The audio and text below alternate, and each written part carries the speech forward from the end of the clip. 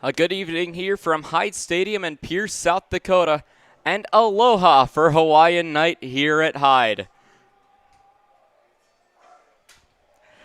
That's the Hastings Sodbusters take on the Pierre Trappers in a doubleheader today. Game 1 set to get started at around 5:35 Central Time. Game 2 will be about 20 to 30 minutes after the final out is recorded for game number 1.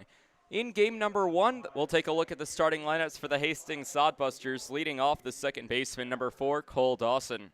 Batting second, the catcher, number 2, Justin McGuigan. Batting third, the first baseman, number 34, Trevor Matson, returning after being ejected against the Fremont Moo, was suspended for yesterday's game. However, back in the lineup for the Busters tonight. Batting fourth, the DH, number 25, Matt Hallback. Batting fifth, the right fielder, number 15, Carson Cahoy. Batting sixth, the third baseman, number 17, Ian Riley. Batting sixth, the left fielder, number 11, Cameron McClure. Batting eighth, the shortstop, number 8, Luke Solis. And batting ninth, the center fielder, number 13, Omar Jackson. On the mound for the Sodbusters will be number 22 in Shane Scott. For the Pierre Trappers, leading off the first baseman, number 14, Tyler Skelton. Batting second, the second baseman, number 17, Ty Stoss. Batting third, the DH, number 30, Colin Adams. Batting fourth, the left fielder, number 23, Brock Reinhardt. Batting fifth, the shortstop, number 22, Patrick Connor. Batting sixth, the center fielder, number 5, Andrew Kim. Batting seventh, the catcher, number 35, Nicholas Strong. Batting eighth will be the third baseman, number 13, Brendan Perez. And batting ninth, the right fielder, number 1, Richie Williams. On the mound for the Trappers, making his first start in a Trappers uniform, number 7, in Gannon Ruckman. Shane Scott, meanwhile, has had 6 appearances, with all of them being starts, carries an 0-5 record into today's game with a 6.42 ERA, has walked 11, striking out 34.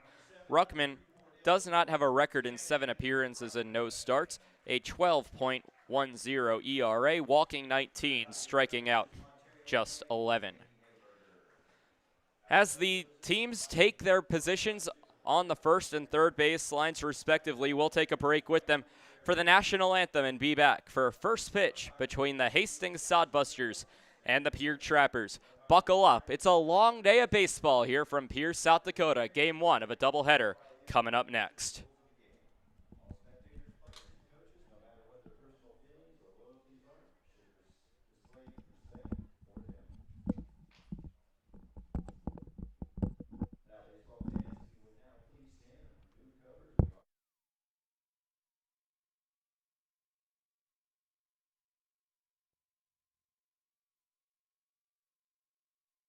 Headgear and stand at attention with your hand over your heart. Retired military and active duty out of uniform may salute the flag. Tonight's anthem is being performed by Christian Corbett.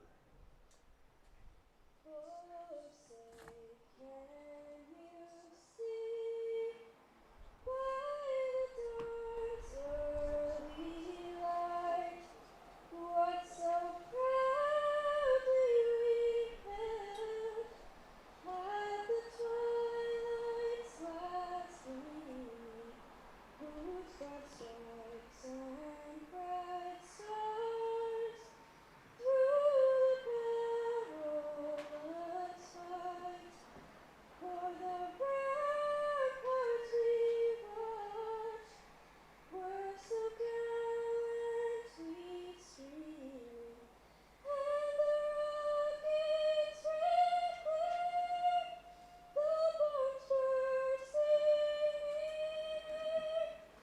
He proved through the night that our flag was still there. Oh, say does that star-spangled banner yet wave for the land of the free and the home of the brave?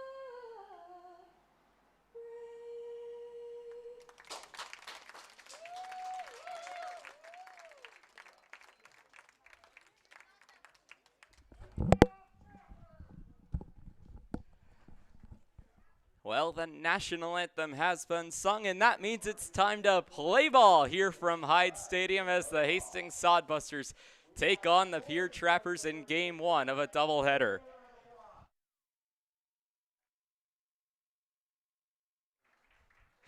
We'll take you through the defensive order for the Pierre Trappers as well as the batting order one more time for the Hastings Sodbusters as the ceremonial first pitch is thrown out.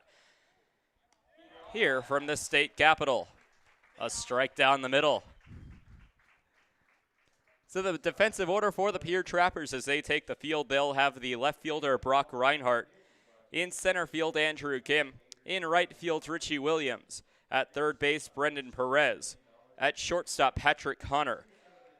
At second base, Ty Stouse. At first base, Tyler Skelton. On the mound and the battery for the Pierre Trappers, they will have Gannon Ruckman on the bump with Nicholas Strong doing the catching behind the dish. The batting order for the Sodbusters one more time.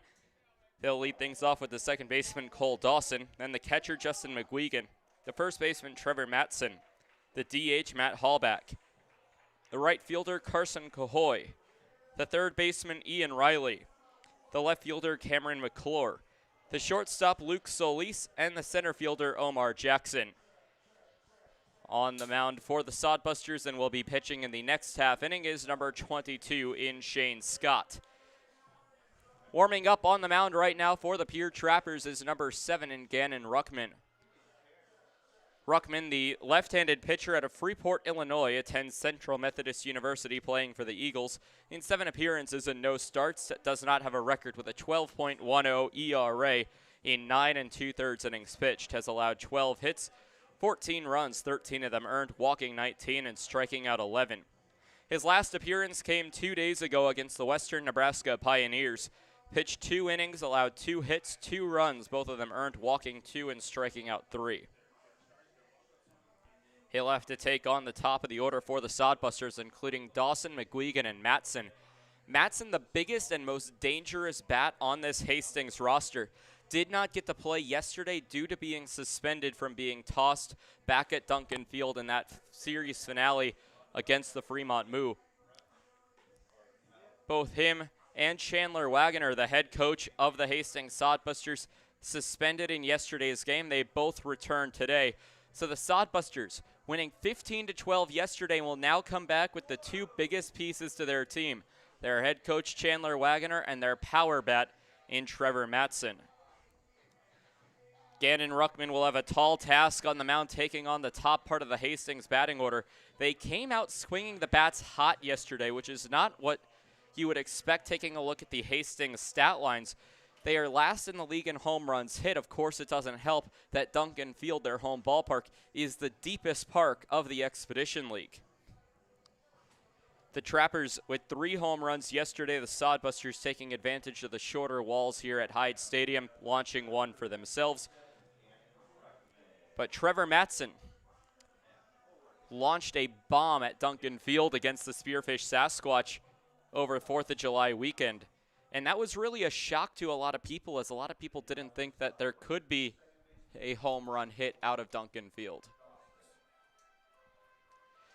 So now stepping into the batter's box is the second baseman, Cole Dawson. He'll be the first to take on Gannon Ruckman.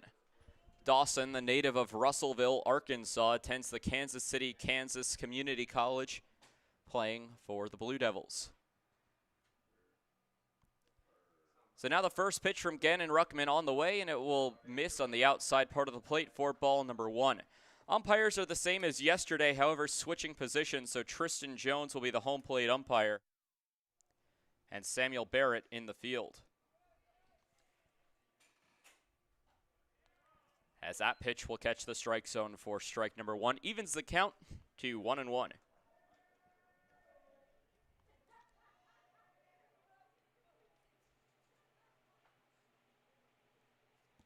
So a 1-1 count to the second baseman, Dawson.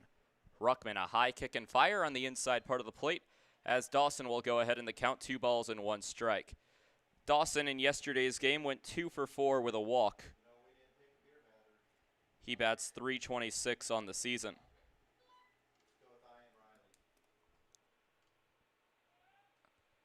So 2-1. Chopper over to the shortstop. Picking it up is Connor, firing onto first base. Skelton, a high jump, but will be able to come down with it. A closer play than it probably should have been as a 6-3 ground out.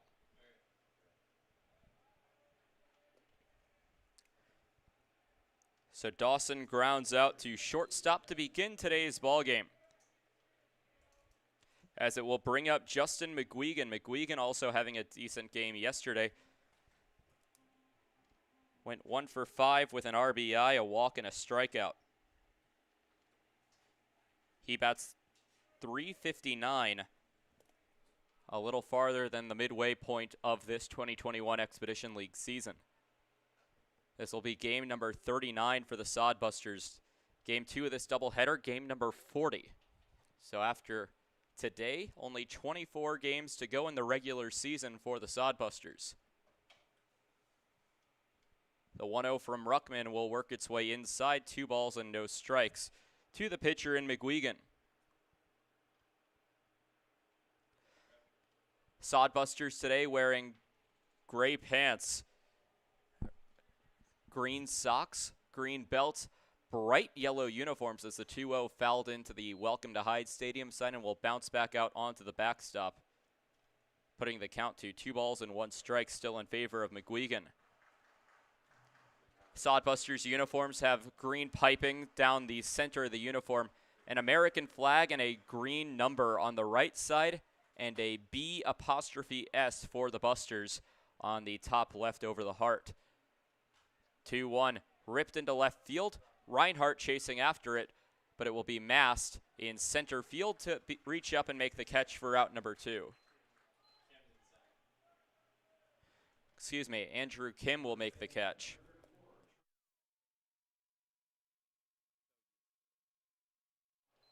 Excuse me, Andrew Kim making the catch in center field, as it will bring up the most dangerous batter in the Sodbuster batting order in Trevor Matson. 2 away, nobody on in the first pitch on the outside part of the plate for ball 1.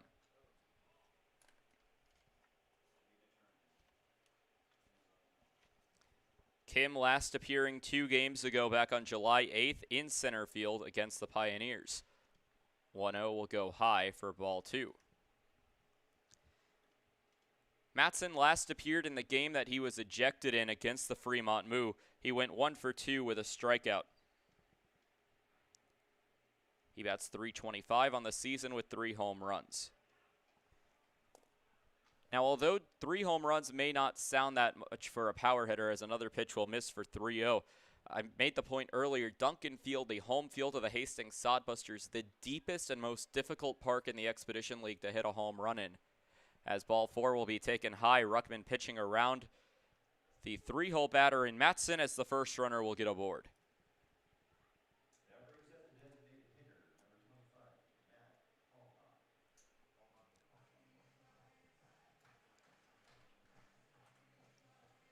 Matt Hallback steps in with a runner at first. The designated hitter got in the game yesterday as a pitcher, and now will get a chance to grab a bat against the Pierre Trappers. Switching roles from yesterday. The first pitch, a ground ball over to third base. Diving is Perez, but it will skip into left field for a base hit. So a base hit for Hallback will push Matson over to second base. And now 2 runners aboard. With 2 away, we'll bring up the 5-hole batter, number 15, and Carson Cahoy.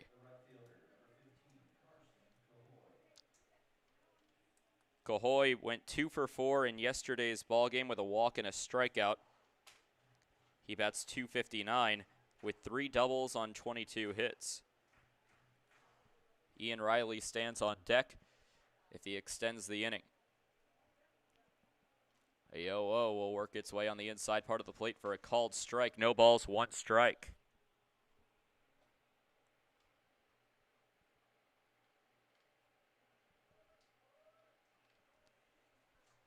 So now an 0-1. The windup and pitch by Ruckman. That will go low in the zone, catching the knees of the zone for strike number 2. 5:35 start time today to make room for 2 7-inning doubleheaders. 2 7-inning games in a doubleheader. 0-2 swung on and missed. Ruckman gets out of the inning via the punch-out. Cahoy goes down on strikes, and that will end the frame. No runs on 1 hit, no errors committed by the Trappers, and the Sodbusters will leave 2 on base here in the top of the first inning. We'll be back for the bottom of the first. Trappers due up with Skelton, Stoss, and Adams. Hey, it's the old top Gator here with Gators Pizza Pasta Subs in the Northridge Plaza. Gators is known for top quality food. Now you can have our food selections delivered right to your front door using DoorDash. That's right, now you have 4 ways that you can get great Gators food: dine in, carry out, curbside pickup, and now delivery through DoorDash. Gators has been serving the Pierre area and now Trappers baseball fans since 1987. Gators Pizza Pasta Subs in the Northridge Plaza.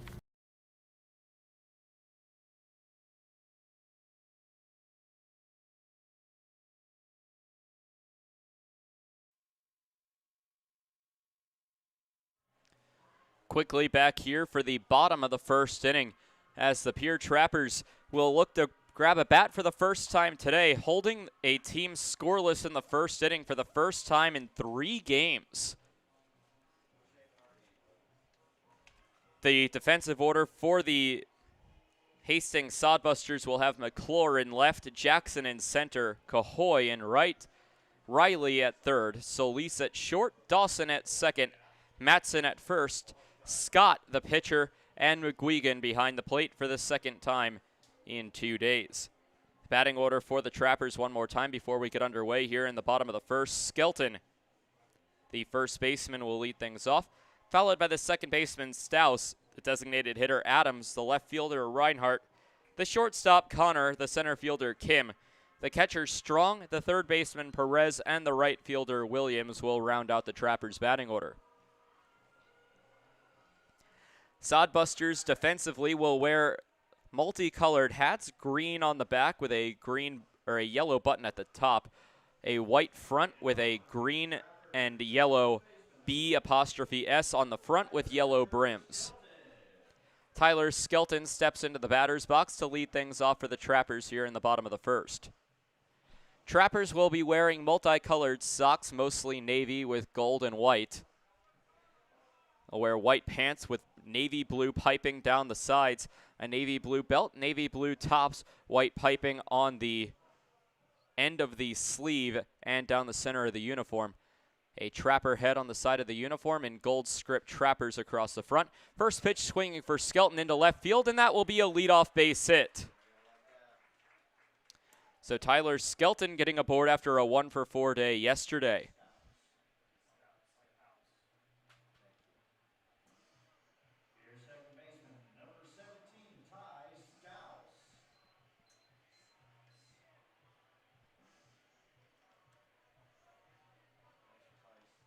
So it will bring up Ty Staus, the second baseman, out of Wildwood, Missouri.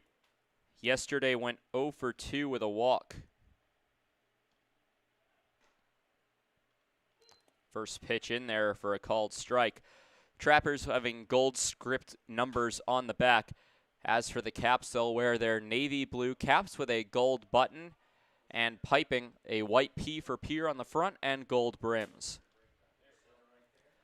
The 0-1 will be chopped foul heading onto the berm above the Sodbuster dugout for strike 2 as Staus finds himself behind in the count early.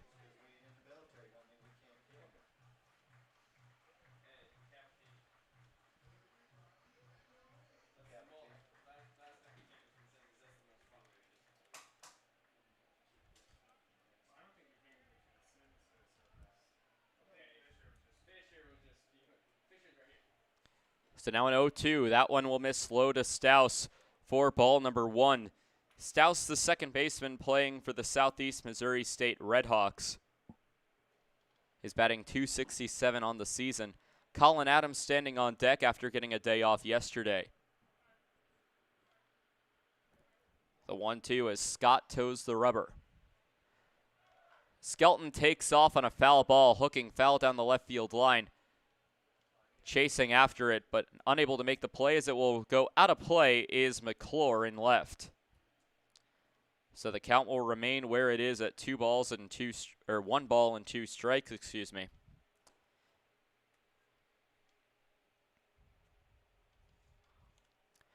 Trappers and Sodbusters in an important series, as this series will determine who comes out on top between the two teams at the bottom of the Clark division, trying to work their way up, and it will start with a couple of wins, either for the Sodbusters against the Trappers or for the Trappers against the Sodbusters. The Busters started this series off on the right foot with a 15-12 victory in yesterday's ballgame.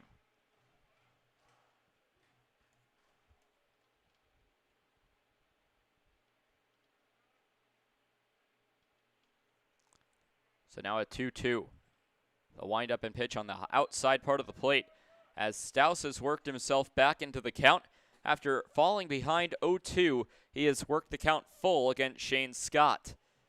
Scott, the pitcher for the Hastings Sodbusters, the senior out of Arkansas Tech, playing for the Wonder Boys out of Ponder, Texas, in 6 appearances, and all 6 of them being starts, carries an 0-5 record into today's game. Payoff pitch. Skelton goes on a pitch outside, so Skelton will run, but it will not matter as he'll be pushed over via the walk anyway. So Staus, after falling behind in the count, 0-2 will work a full count walk against Shane Scott. Only the 12th walk surrendered by Scott this season.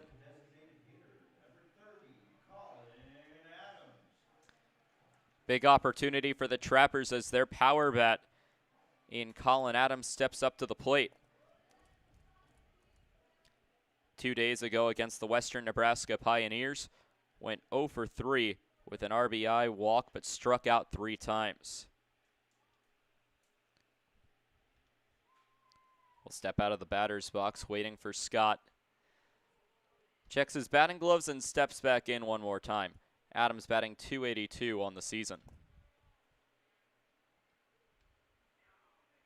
Check over at second base, the windup and pitch, and a foul ball will head to the third base side where it's fielded by the third base coach for the Trappers, and Coach Jamie. Strike 1.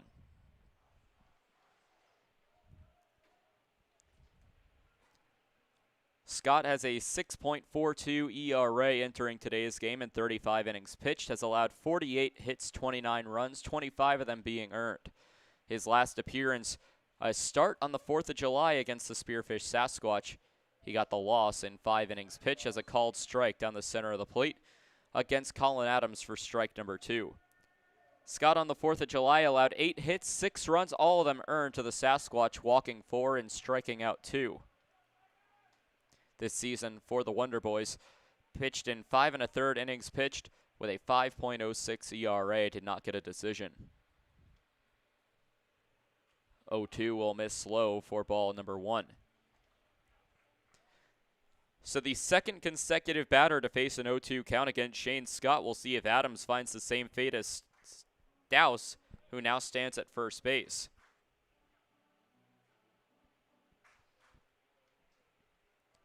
Each team with a base hit in the first inning.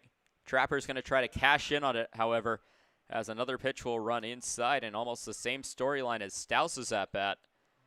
Carried an 0-2 count, worked it full. Adams a ball away from working his 0-2 count full.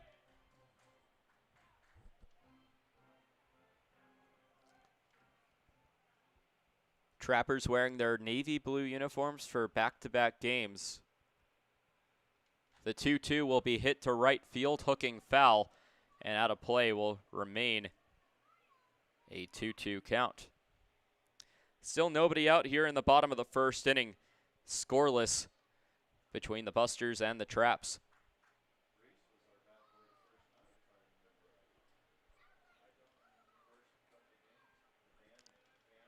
So now the 2-2. Scott sets, checks over at second base, looking at Skelton.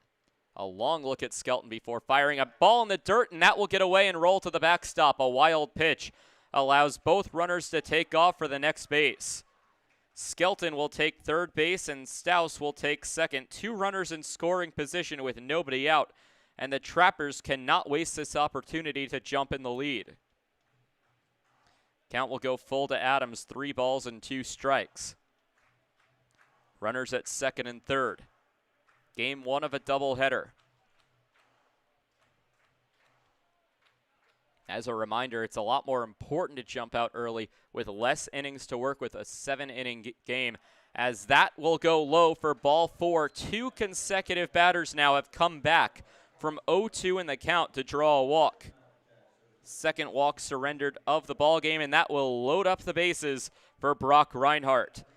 Reinhardt with a home run yesterday will look to repeat his performance for the first Grand Slam of the Trappers season.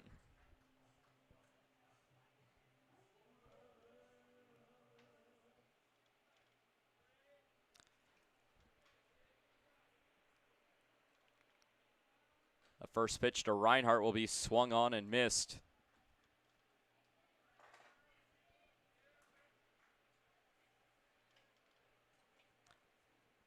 Bats .306 on the season, went 2 for 4 yesterday, including a solo home run. Added 3 more RBIs other than that for a 4 RBI day. As the 0-1, that one catches the zone. So we've seen this twice now, an 0-2 count.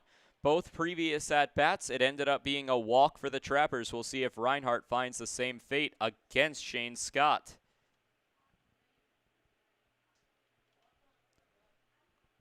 Scott doing a good job of working himself ahead of the count. Unfortunately for him, cannot finish the job as a foul ball.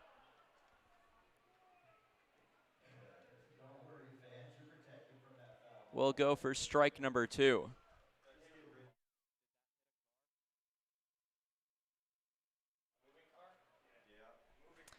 And so we have not our first confirmed car hit, but our first confirmed moving car hit of a car passing on Capitol Avenue. As the 0-2, that one catches the strike zone for strike number 3. A strikeout looking will go for out number 1 to Brock Reinhardt.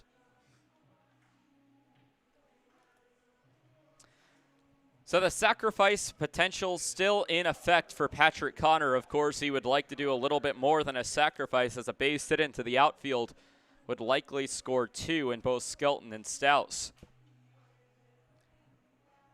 So Connor, the shortstop, steps in out of O'Fallon, Missouri. A look over at third base. The first pitch down the strike zone for strike number 1. Scott finding a rhythm in that first pitch. And every single batter, all 5 have been first pitch strikes, with Skelton's first pitch being a base hit that goes down as an automatic strike on the line of Shane Scott. So 5 for 5 on first pitch strikes, as the 0-1 is swung on and missed for strike number 2. And now the Trappers really in danger. You have the bases loaded with nobody out, and the one thing you don't want at all is 2 strikeouts.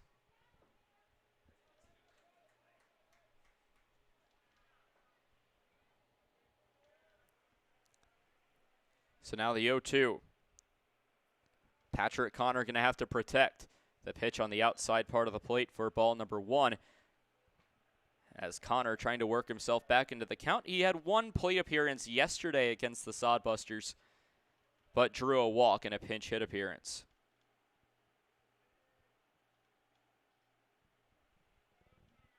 He bats .310 on the season. The 1-2 carries on a ground ball over to short. This could be 2. The flip on to second base, over to first, and a inning-ending double play. The Trappers get nothing out of it as the Sodbusters turn a 6-4-3 double play.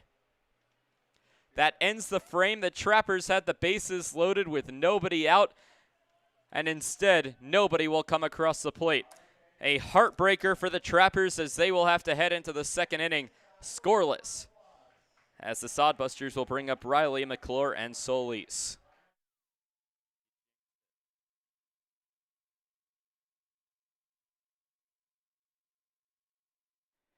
Dano's Marine is a proud partner of Pierre Trappers Baseball. Located at 320 St. Charles Street, Dano's provides service on your boat to get you back out on the water in the dog days of summer. Give them a call at 605-224-6612. That's Dano's Marine at 605-224-6612. Any water, any problem, Dano's Marine. Wow, Shell's Quick Stop is the place to go for a variety of food, drinks, fishing tackle, and more. Hungry? Come on down for breakfast pizza, burritos, biscuits and gravy, soup, salad, and wraps.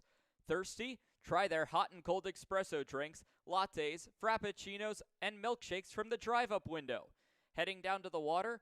Stop by to pick up minnows, crawlers, and leeches to secure the big bites. All of it's down at Shell's at 621 West Sioux Avenue.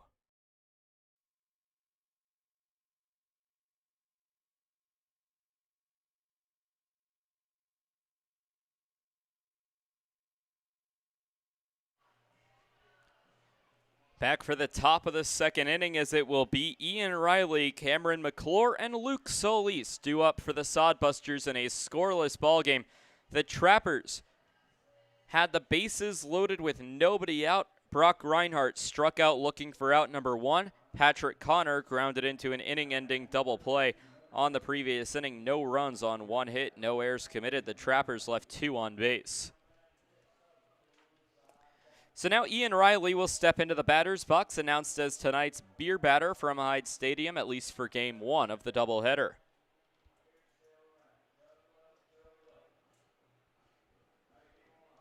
Riley had a great day for the Sodbusters yesterday. Went 3 for 4 with a home run and 4 RBIs, 3 of them coming off the home run as the first pitch from Ruckman misses inside. Almost no attempt to catch that ball from Strong for ball 1.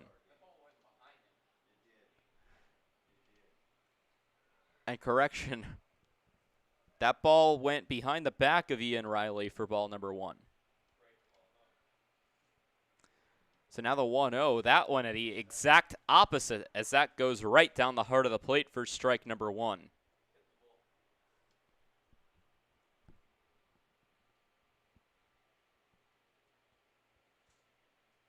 So 1 ball, 1 strike. Ruckman winds up and deals on a pitch high for ball 2. So we've gone ball, strike, ball in alternating pitches so far on the pitches to Ian Riley. Riley, with his big performance yesterday, a 3 for 4 performance, has bumped his batting average up to a 197. The 2-1. As that one will catch the strike zone, we continue the pattern of alternating pitches.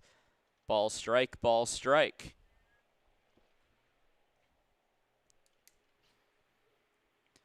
Top of the second, nobody out. The leadoff batter of the second inning for the Sodbusters. As the 2-2 is hammered into right field, right there is Williams. Barely has to move as he reaches up and makes the catch. So out number 1 of the inning will go on an Ian Riley fly out to right. It will bring up Cameron McClure with 1 away and nobody on.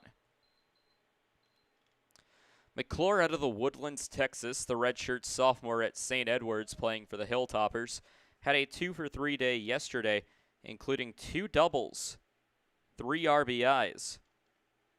His lone at-bat in which he did not get a double, he struck out as the first pitch will miss for ball 1. McClure batting .271 on the year.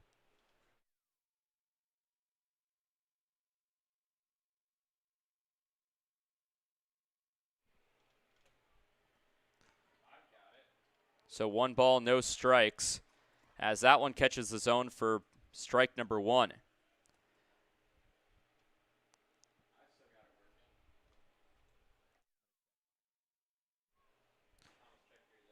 So 1 ball, 1 strike as that one will be fouled off, and the count will go into the Trappers' favor at 2-2.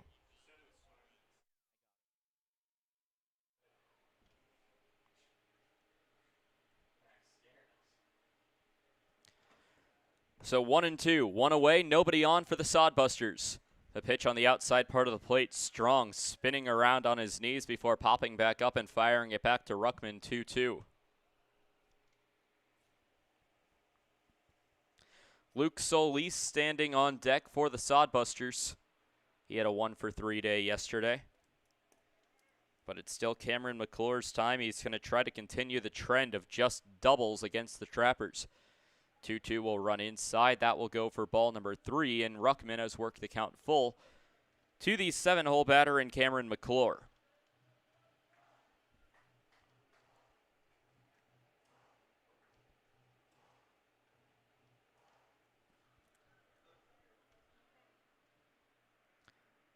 Payoff pitch coming from Ruckman. It will work its way high and inside for a walk. So the second walk of the day surrendered by Gannon Ruckman, and the first on a full count as it brings up Luke Solis. So 1 on with 1 out. Solis went 1 for 3 yesterday with a walk. He bats .182 on the year. McClure on the base path's not too much of a threat. Only 1 attempt to steal this year, however successful on it. First pitch will work its way high and tight for ball 1.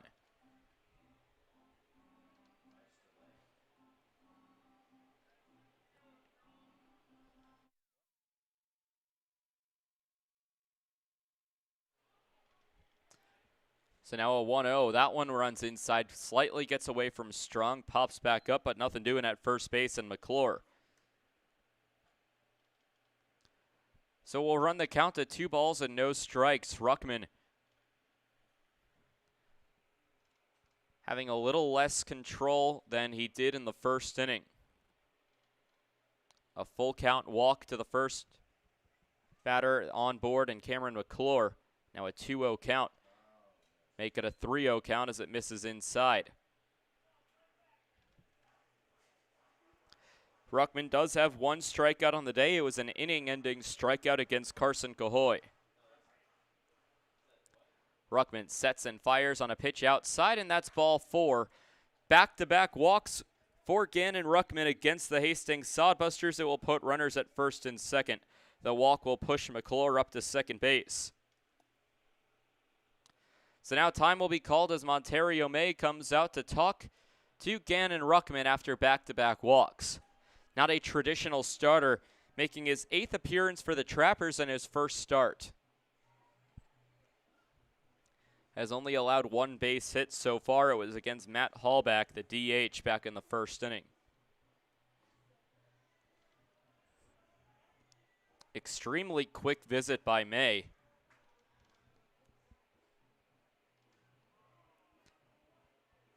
But sometimes the littler said, the better. As May will walk back, seemingly having a smile on his face as he walks back into the dugout. So stepping into the batter's box will be the center fielder in Omar Jackson. Jackson gave the Trappers a bit of trouble yesterday, going 3 for 5 and a busy line. Had a double, RBI, walk, struck out 2 times, and had 2 stolen bases. Shows bunt as he pulls back for ball 1. And a bunt here, given Jackson's speed, could be an infield base hit if he tries to do it again, or a sacrifice that would put 2 runners in scoring position with 2 away. 1-0 doesn't show bunt, and will take that pitch low and away for ball number 2.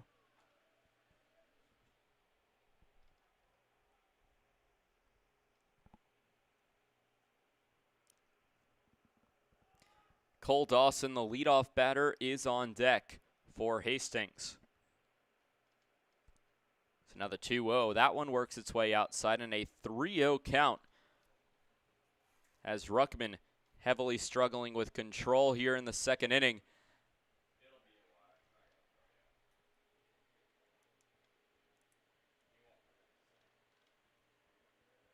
So now the 3-0, trying not to walk Jackson, but instead that's exactly what he'll do. That loads the bases with only 1 away. Back-to-back-to-back walks will load up the bases for the leadoff batter. Jackson gets to first, Solis will get to second base, and McClure gets to third. Bases loaded with 1 away as the Sodbusters trying to show the Trappers how it's done with the bases loaded.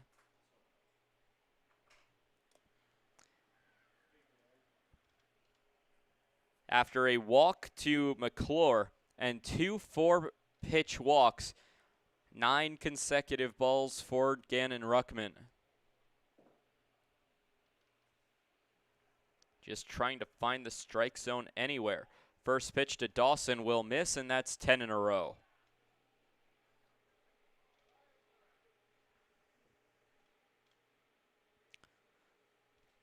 There is stretching and tossing in the Trappers' bullpen. Make that 11 in a row, excuse me. So 1-0, that will be 12, and that will be enough to score a run on the wild pitch.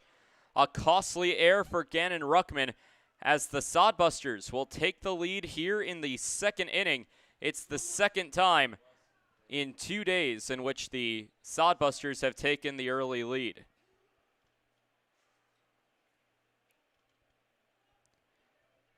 So 1-0 off the wild pitch that scores McClure over from third.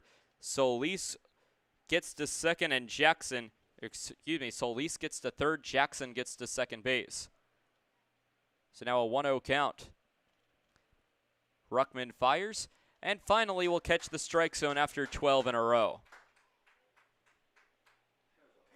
And that gets some sarcastic applause from the crowd at Hyde Stadium.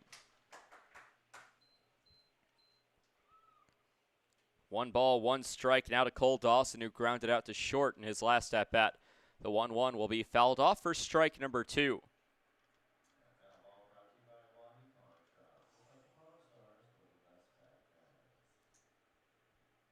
Ruckman has walked in run number 15 on the season on his line.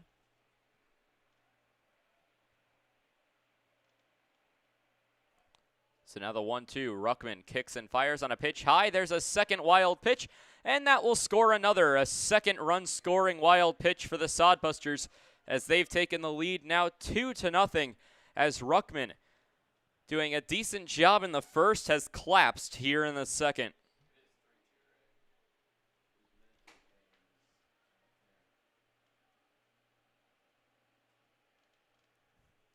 With the wild pitch, the count will go full. In to score comes Solis.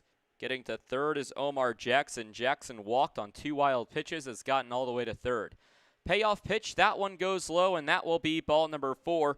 Walk number 4 in a row for Gannon Ruckman. Walk number 5 for him on the day, as that will put runners at the corners with just 1 away. And now Montario May will come out, and that's the second mound visit, and that will be it for Gannon Ruckman here in the top of the second inning. Not the best start, as he will leave 2 runners aboard for the next pitcher for the Pierre Trappers. A pitching change coming up here, as it looks to be number 32, Jared Shelton, coming into the ballgame. We'll let him warm up and get you caught up on Shelton's statistics as the Sodbusters look to continue pouring on the lead here in the top of the second inning.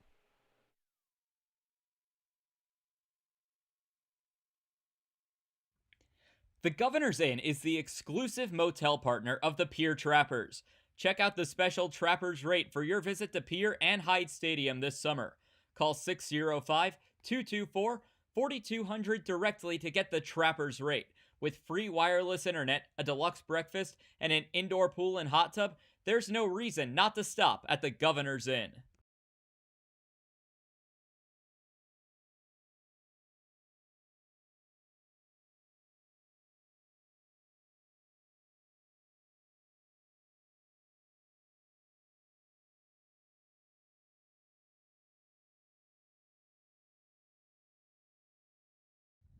Total Beauty and Speedway Laundry are your homes for everything clothing in the capital area. Since 2010, Total Beauty has offered great customer service and competitive prices. Next door at Speedway Laundry, they have you covered for a fast, convenient way to wash and dry your clothes and other household items, including king-size comforters. Visit them at 111 First Street in Fort Pierre.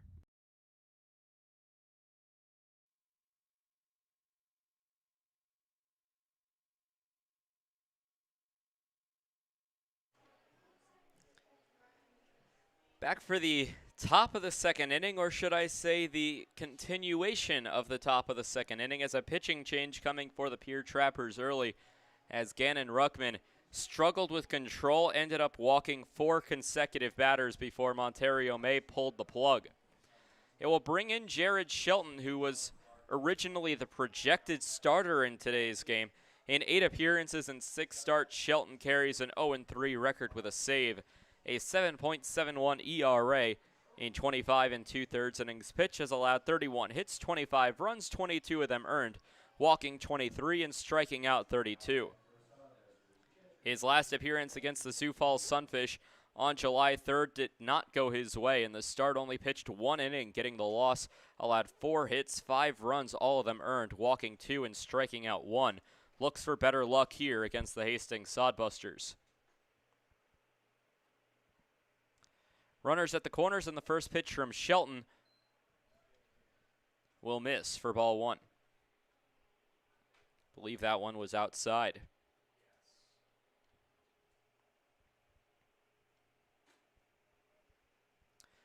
So Shelton leans back, takes a deep breath, throw down to second base, and now it's cut off by Stoss. The throw home, picked up by Strong, and that's in time, cutting him out. So a caught stealing for out number 2. It will go down as a stolen base for Cole Dawson, and a caught stealing on Omar Jackson trying to steal home. For Omar Jackson, not used to being caught. He's very speedy on the base paths. That will be his 20th stolen base attempt of the season and his 4th time being caught. Runner at second base now after the caught stealing. It was a smart play by the Sodbusters. However, Ty Stouse picked up the ball and fired home. Strong was able to apply the tag in time for out number 2 of the inning. It will remain a 2-0 count now to Justin McGuigan. McGuigan 0 for 1 after flying out to center last inning, as that pitch will miss, as Shelton on his first batter is yet to deal a strike. 3 balls, no strikes.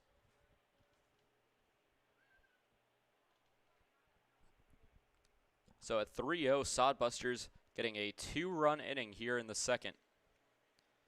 3-0 pitch, that goes high, and it's the 5th consecutive walk by the Trappers pitching staff.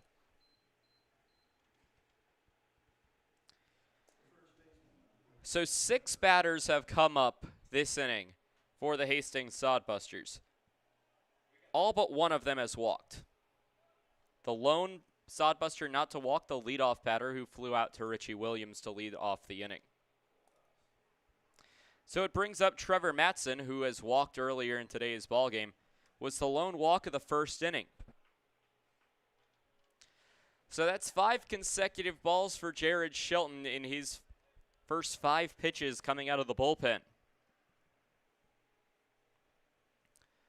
Make it ball 6 as that one kicks in the dirt, slightly getting away from Strong. Nothing doing on the base paths. 2 Sodbusters aboard with a 2-0 count, top of the second. 2-0 Sodbusters with 2 away.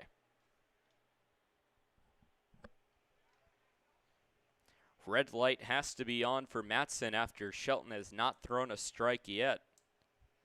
As a 2-0, JK as that one swung on, hit to second base. Stouse picks it up, fires on to first in time for the out, as that will finally end the frame. The Sodbusters only get 2 out of the inning despite walking 5 times. A 4-3 ground out to Trevor Matson ends the inning. 2 runs for the Sodbusters, both of them earned against Gannon Ruckman. No base hits, no errors, leaving 2 runners left on base. Trappers will come up for their second attempt at scoring a run. Kim, Strong, and Perez will lead things off when we come back.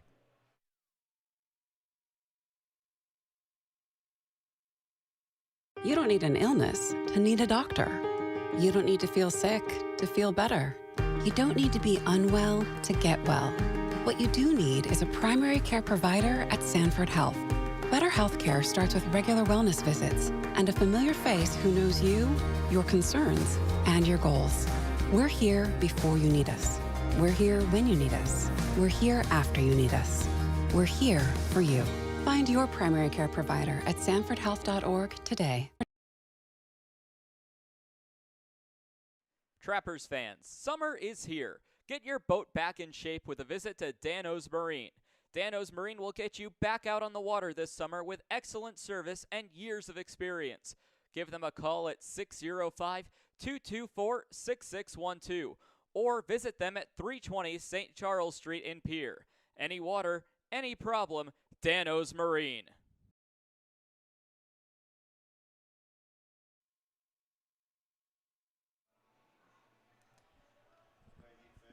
Bottom of the second inning. Here from Hyde Stadium in Pierce, South Dakota, the Sodbusters taking a trip 1 state north from their home state of Nebraska to take on the Trappers in a 4-game series. Game 1 was yesterday, Game 2 currently taking place, and a game to be played later tonight in a doubleheader. Doubleheaders in the Expedition League, 7 innings apiece, so today's game will only go 7 innings, which means if you do the math, we're more so in the 3rd or 4th inning of a 9-inning game.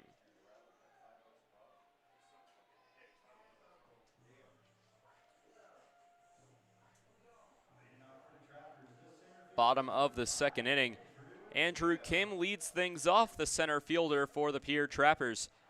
Did not play in yesterday's ball game. His last appearance was against the Western Nebraska Pioneers 2 days ago, where he went 1 for 5, striking out twice. He bats 118 on the season.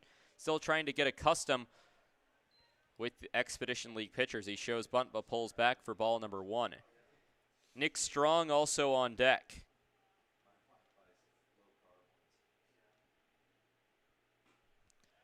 That pitch will miss for a 2-ball, no-strike count. So Kim trying to get aboard here in the bottom of the second. The Trappers hoping that the Sodbusters carry the same fate, as that pitch will miss for ball number 3.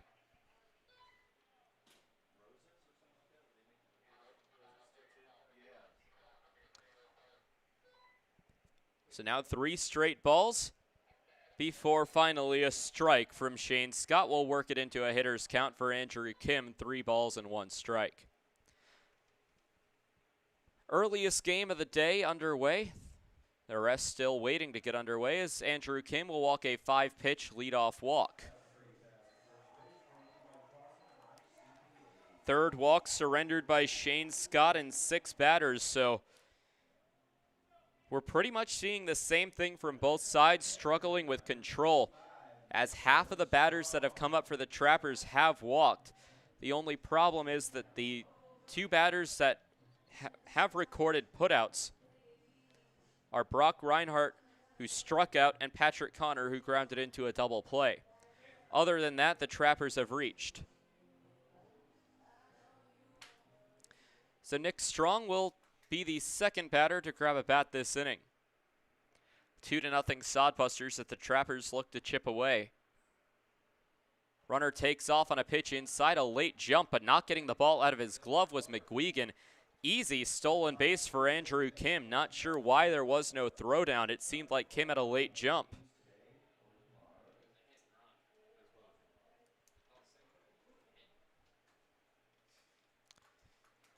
So that pitch will miss for ball number 1. It will be a stolen base for Andrew Kim.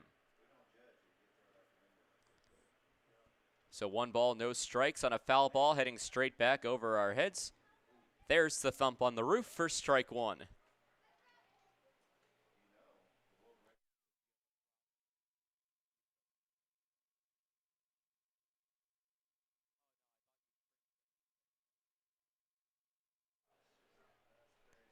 So 1 ball, 1 strike. Nobody out. Runner at second base in scoring position as Strong takes the at-bat. A broken bat over to third base. Riley picks it up. Riley bobbles it. Coming home is Andrew Kim, and the Trappers have cut their deficit in half, make it 2-1. The Trappers answering here in the bottom of the second inning. So it'll go down as an error on Ian Riley. Seemed like a pretty run-of-the-mill play as that just slipped under his glove. So Strong reaches on the E5. Advancing all the way home is Andrew Kim. First run of the ball game for the Trappers as it brings up Brendan Perez.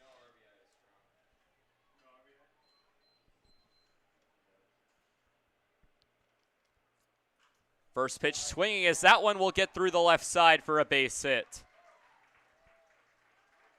So a single for Brendan Perez. Has not had an at-bat in a little while, since all the way back in Minot against the Sabre Dogs, but will get a base hit in his first at-bat here against the Sodbusters. As it brings up Richie Williams, Brendan Perez does not have fond memories of the Hastings Sodbusters. His debut on the mound came against the Sodbusters. He ended up walking 10 in that appearance. But he grabs the bat and has better performances as first pitch swinging. He singles as it brings up Richie Williams.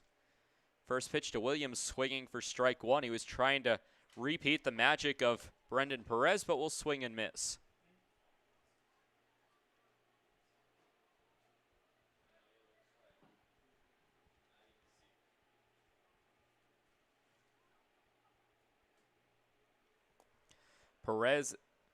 Williams will swing and miss for strike number 2.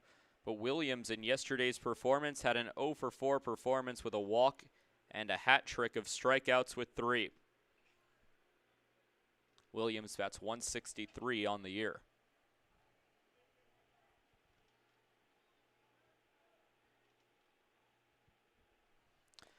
So now an 0-2 count to Richie Williams. He will swing right back through the middle. That's a base hit.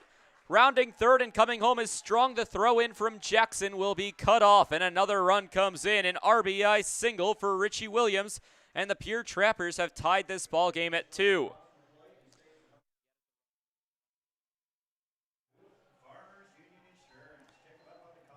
So back-to-back base hits for the Pierre Trappers off the RBI single for Richie Williams.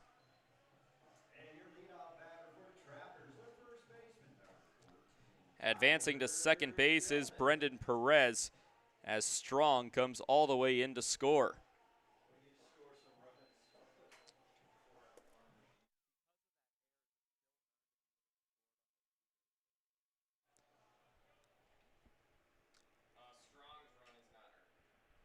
So now Skelton comes up to the plate, the leadoff batter of the ballgame, as he takes the first pitch low for ball 1.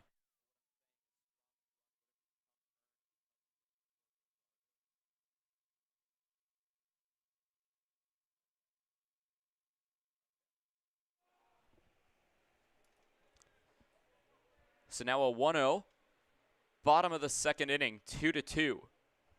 Tyler Skelton singled in his last at-bat. He's 1 for 1 today. Scott checks over at second base. The pitch will go down the heart of the plate for strike 1. Skelton thought about going around but hesitated and held up, as it will even the count.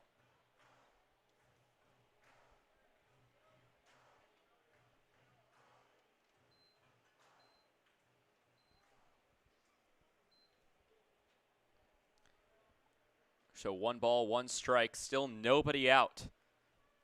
Third pitch of the at-bat, a check swing, a peel down, as it will be called a strike. No decision given from the field umpire, Samuel Barrett.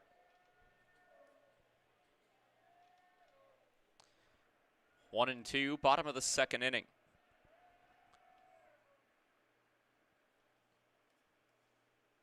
Every team in the Expedition League in action today.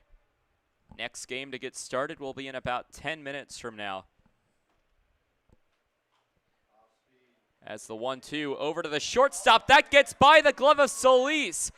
And now heading back and caught in a pickle between third and home is Brendan Perez. The chase down gets the tag for the out. So it'll go down as an error on the shortstop that allows Tyler Skelton to reach safely. Brendan Perez reaches third base safely because of that, but then is out on the throw coming home.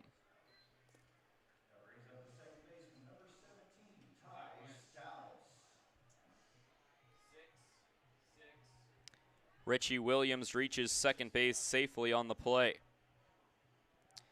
So still runners at first and second. 2 errors now for the Hastings Sodbusters.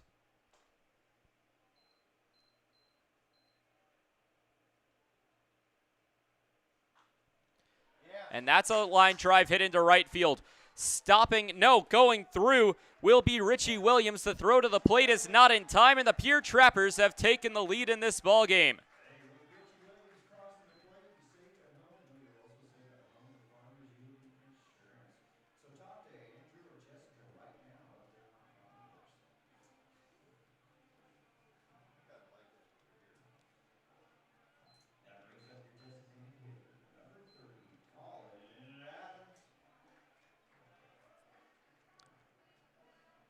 So 3-2, the Trappers now leading after the RBI single by Ty Stouse.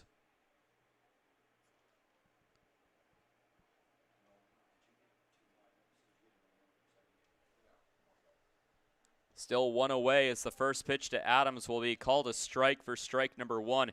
So as the Stouse single will advance Skelton over to second base and score Richie Williams from second base as the Trappers have taken the lead, responding for a 2-run Sodbuster inning and turned it into a 3-run Trapper inning.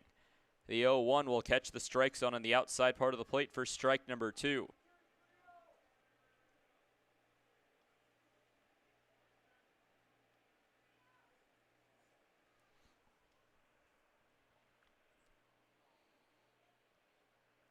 So now the 0-2. Scott trying to get out of the inning. Double play is in effect. As a fly ball's hit to right center field, chasing back towards the track. This one's at the wall, and that one will leave the ballpark. Number 6 of the season for Colin Adams, as it's a 3-run bomb for the Pierre Trappers. And they've broken this inning open. And the Trappers representative for the Home Run Derby is showing off. As Caden Cardoso, the Canadian, holding up an American flag in the dugout. As Colin Adams comes home on the 3-run home run. 4th home run this series as Adams continues to flex his muscles. The DH doing exactly that.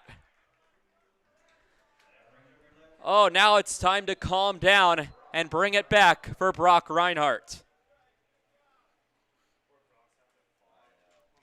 So the first pitch to him for ball number 1, and Reinhardt's been in this situation now for the 3rd time in 2 games. Back-to-back home runs yesterday with Joey Bramante for potential 2nd game in a row in which the Trappers can go back-to-back with Brock Reinhardt. Is another miss for ball 2. Reinhardt, his first appearance after the Bramante home run was hit by the pitch. His 2nd appearance after the home run, he hit a home run himself. So this is more so the tiebreaker of what will happen, as a called strike will be number 1 of the at-bat. 2 balls and 1 strike. 6 runs this inning for the Pierre Trappers. As a pitch will miss low for ball 3. 2 runs away from the season record for most runs in an inning. That stands at 8 that happened at Caris Park in Sioux Falls.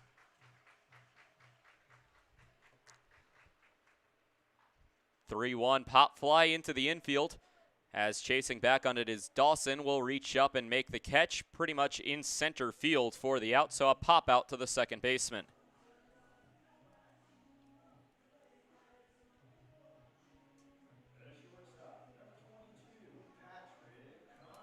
So the 9th Trapper to come up to bat this inning, and Patrick Connor will step up to the plate. 6-2 Trappers lead.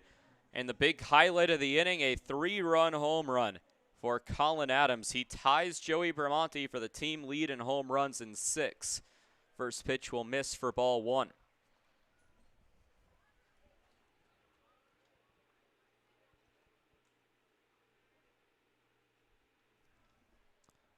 So 1-0.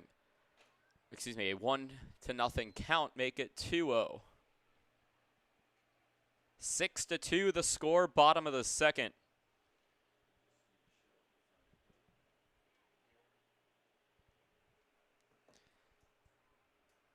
Two away, the 2-0 down the left field line. That will be a base hit. Chasing after it is McClure, rounding second. First and heading for second is Patrick Connor. He's in there with no one covering second base for a stand-up double.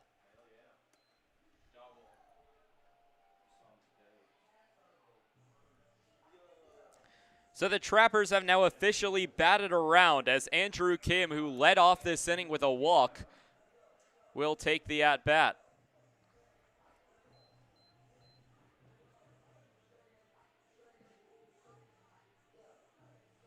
The Adams home run drove in Skelton and Staus on the play, so a 3-run home run, the highlight of the inning.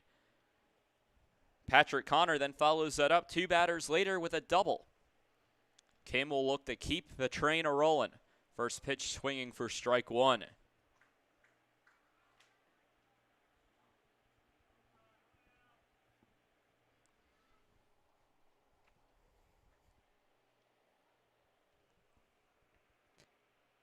Big inning for the Trappers, as Kim will look to make it an even bigger inning. 6 runs already across. The 0-1. Base hit through the right side. Coming home will be Patrick Connor, is in to score easily. The RBI single for Andrew Kim. Make it a 7-run inning.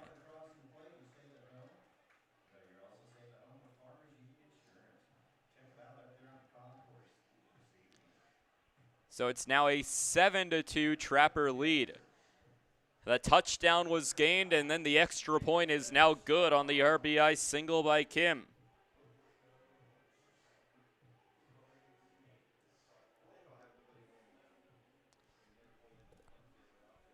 So now time will be called as Chandler Wagoner, I believe that's Wagoner, it looks to be more like Bay, coming out to talk to his pitcher. Nothing has been doing in the Sodbuster bullpen despite the large inning for the Trappers.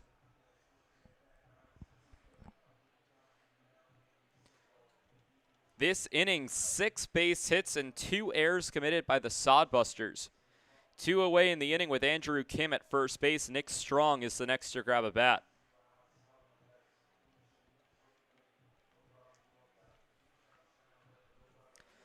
We appreciate those of you watching around the world for Pierre Trappers baseball.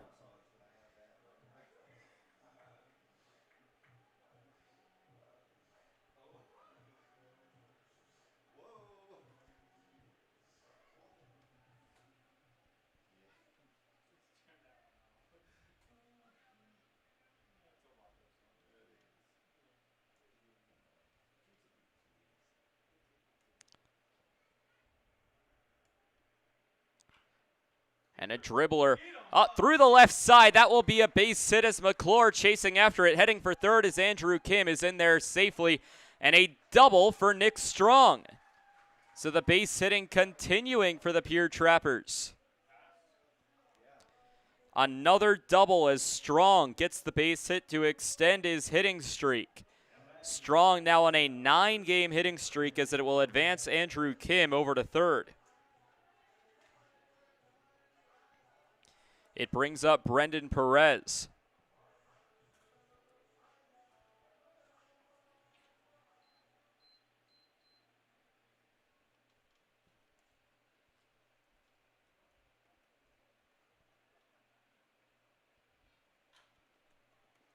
And a line drive over to the first baseman. Matson spearing it on the line out to first base. But it will end the inning for the Pierre Trappers, but not before a boatload of runs come across to score. 7 runs, including the highlight of the inning, a 3-run home run for Colin Adams. It's now 7-2, Trappers in the lead. 7 runs come across as the Sodbusters will look to scrape their way back into this ballgame when we come back for the third on the Trappers YouTube and Mixlr live streams.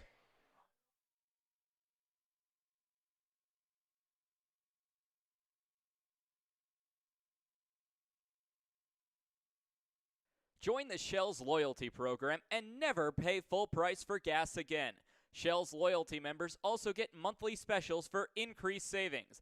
Shell's doesn't just fill up your tank, but it also fills up your stomach with a variety of food and drinks. Become a loyalty club member today by visiting Shell's at 621 Sioux Avenue or give them a call at 605-224-6266.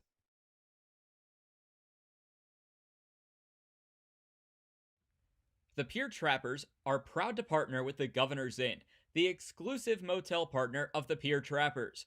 Call 605-224-4200 for a special Trappers rate when you visit Pierre and Hyde Stadium. Whether you're coming for the best hunting, fishing, and outdoor recreation in the Midwest, just passing through, or coming out to the ballpark, the Governor's Inn is the place for you. When it comes to clothing in the capital area, Total Beauty and Speedway Laundry have you covered. Speedway Laundry offers the fastest way to clean clothes, with free Wi-Fi offered while you wait. Next door, family-owned and operated Total Beauty has a constantly changing inventory of top-quality clothing. Check out the newest lines in clothing by giving Total Beauty and Speedway Laundry a visit at 111 First Street in Fort Pierre.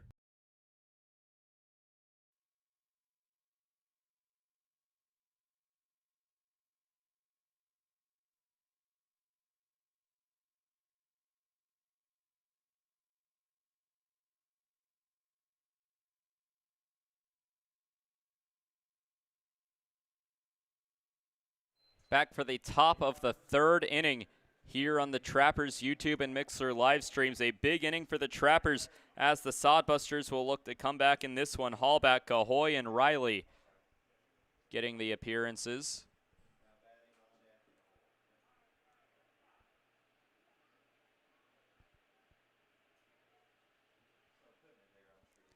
as the first pitch from Shelton will miss for ball number 1.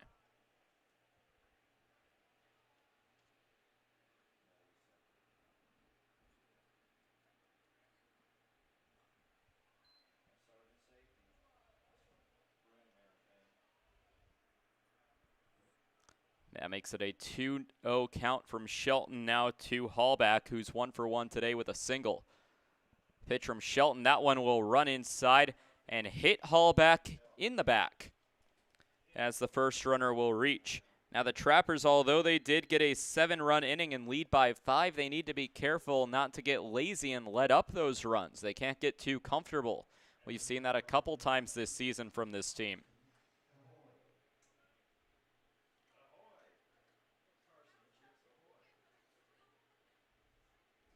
It'll bring up Carson Cahoy 0 for 1. He struck out against Gannon Ruckman in his first at-bat.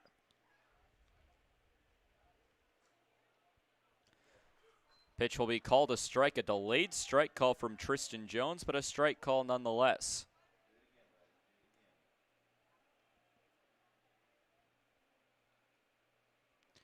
Now a check swing, appeal down. It will be called a strike once again. No call from Samuel Barrett in the field on the appeal. But it will be an 0-2 count in the Trappers' favor against Carson Cahoy. Shelton looking for his first strikeout of his day. A swing and a miss, or foul ball, excuse me. That will keep the count alive. It was barely a foul tip. It looked like a drop third strike at first.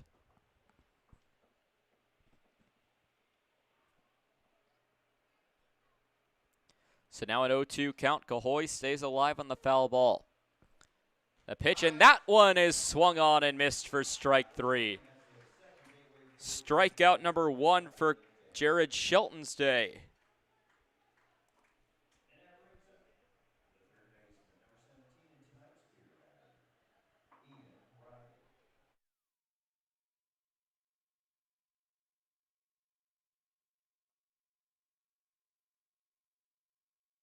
So Ian Riley, who's tonight's beer batter, and Trappers fans will appreciate it if he repeats the performance that Carson Cahoy just put on by striking out.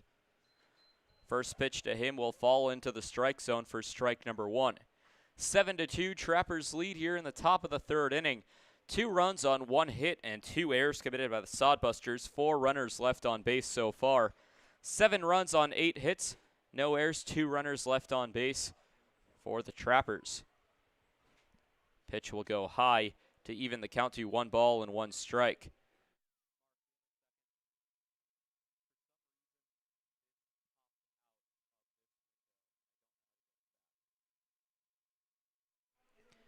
So now Riley taking a 1-1 count. The runner will take off for second base. The throw down will not be in time as Strong just holds on to it.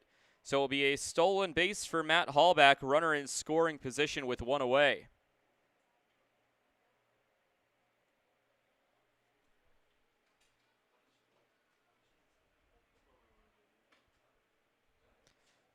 So it'll be a 2-1 count.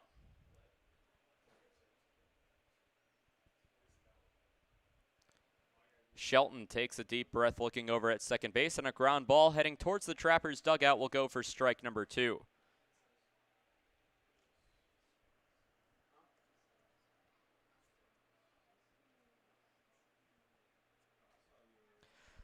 So the count now even, 2 balls and 2 strikes. With 1 away in the inning, runner at second base for the Sodbusters and Matt Hallback for Ian Riley, 0 for 1 after flying out to right. The 2-2, this is a fly ball to left field. Chasing back is Reinhardt, who will reach up and make the catch. The throw down to third will keep Hallback standing at second base. The fly out to left goes for out number 2 of the frame.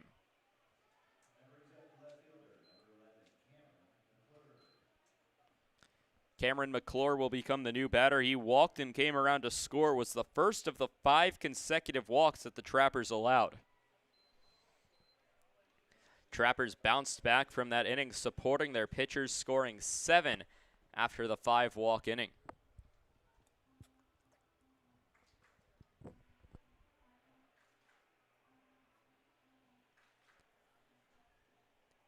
So McClure First pitch swinging and a pop fly into foul territory. Go for strike number 1 of the at-bat. Sodbusters 2, Trappers 7. Top of the 3rd inning.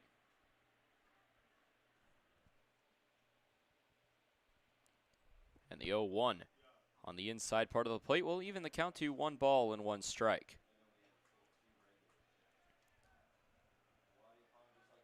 Still no other game in action. Most of the games that have a scheduled 6:35 start time in the Mountain Time Zone, so really we'll have to wait till 7:35 here in the Central. Pitch will run inside. As now McClure goes ahead in the count, 2-1. We appreciate those of you watching around the world to Trappers Baseball. Iowa, San Diego, a couple of our Canadian friends as a ground ball over to third. Perez fires onto first base in time for the out. A 5-3 ground out will end the inning, getting some applause from the hometown supporters. We're at the middle of the 3rd. We'll come back for the bottom half of the 3rd as the Trappers look to add a bit more insurance to their 5-run lead. We'll be back for the bottom of the 3rd. Williams, Skelton, and Stouse due up.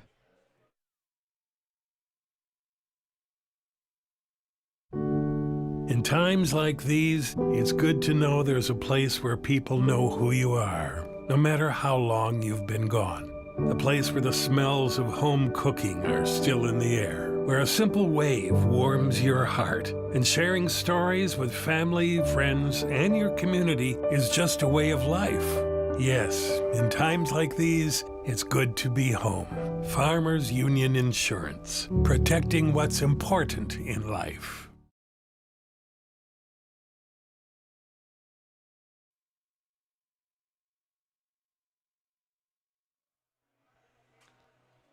Bottom of the 3rd, about to get underway, but before we do so, a few sponsors that we'd like to thank for the 2021 Pierre Trappers baseball season, as Shane Scott will return to the mound despite allowing 7 runs in the previous frame.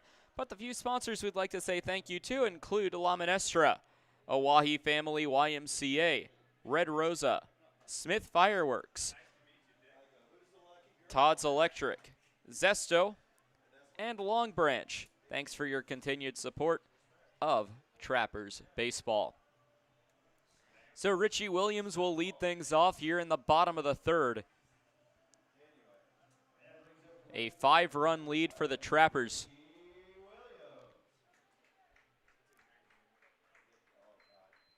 Slight shift as the second baseman playing closer to the outfield. Shortstop in a somewhat more traditional position, still playing back.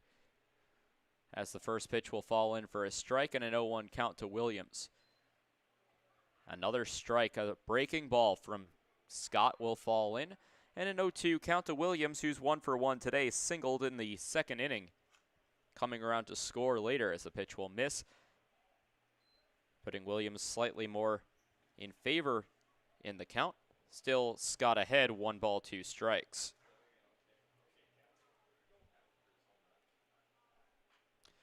So ground ball, or foul ball I should say, heading over to the Hastings dugout for the foul ball. 1 ball and 2 strikes.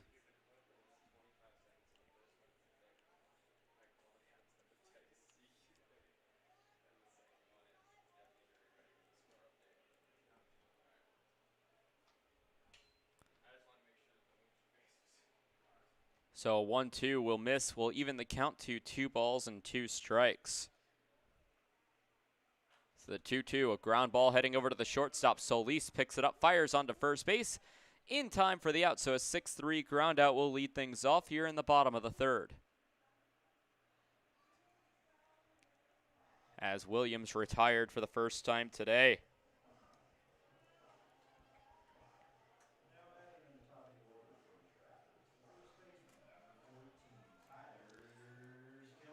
Skelton takes the next at-bat for the Pierre Trappers. Today is 1 for 2 with a single and a reach on an error.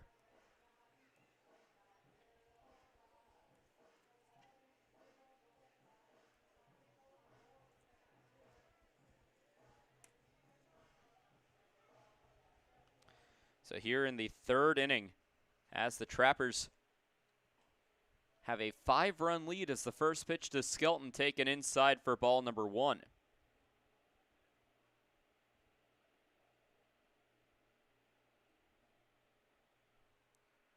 As a 1-0, half swing, but it will be called a strike anyway. 1 ball, 1 strike, 1 away, nobody on. Ty Stouse is on deck. He's 1 for 1 today. Trappers batting around in the last inning. It's been a while since they've brought up 10 or more batters to the plate. As the swing and a miss for Skelton will run the count to 1 ball and 2 strikes.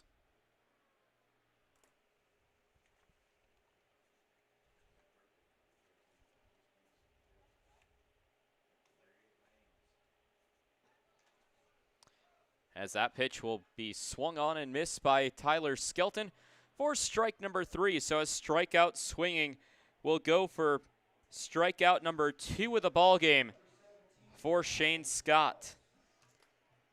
First time that Skelton has gone down on strikes today, and the first time Scott has gotten a Trapper swinging for out number 2.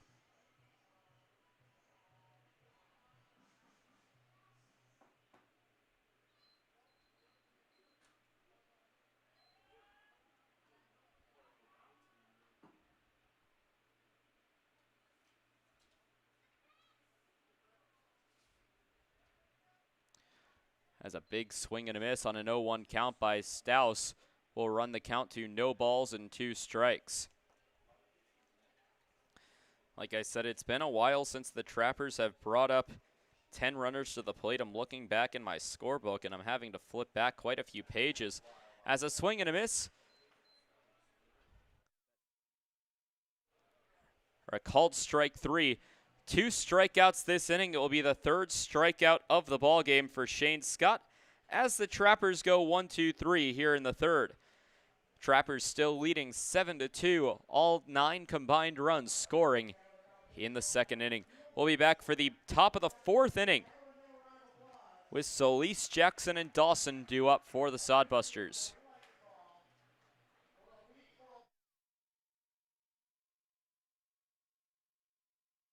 Hey, it's the old top Gator here with Gators Pizza Pasta Subs in the Northridge Plaza. Gators is known for top quality food. Now you can have our food selections delivered right to your front door using DoorDash. That's right, now you have 4 ways that you can get great Gators food: dine in, carry out, curbside pickup, and now delivery through DoorDash. Gators has been serving the Pierre area and now Trappers baseball fans since 1987. Gators Pizza Pasta Subs in the Northridge Plaza. Dan-O's Marine is a proud partner of Pierre Trappers Baseball. Located at 320 St. Charles Street, Dan-O's provides service on your boat to get you back out on the water in the dog days of summer. Give them a call at 605-224-6612. That's Dan-O's Marine at 605-224-6612. Any water, any problem, Dan-O's Marine.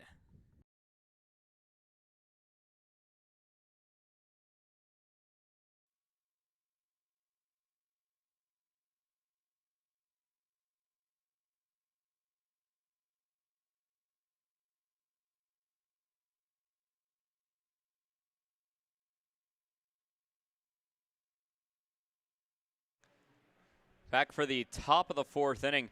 Before we went away, I was mentioning how it's been a while since the Trappers have brought up 10 or more batters in an inning.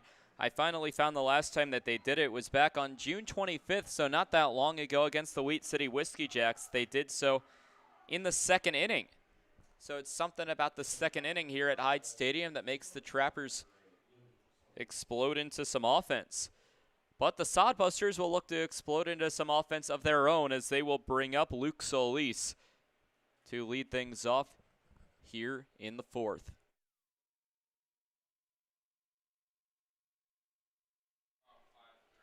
A check swing and a peel down. Samuel Barrett making the decision for a strike, so strike number 1 to the at-bat.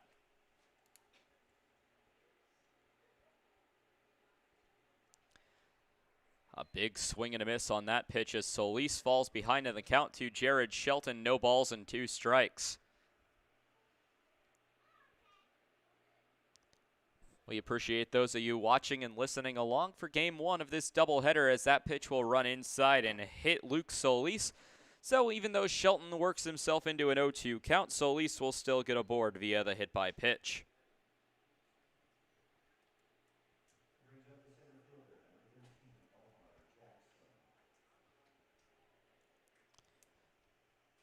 Last inning for the Trappers was a perfect inning for Shane Scott. No runs, no hits, no errors, nobody left on. And the first runner here in the fourth will get on for the Sodbusters.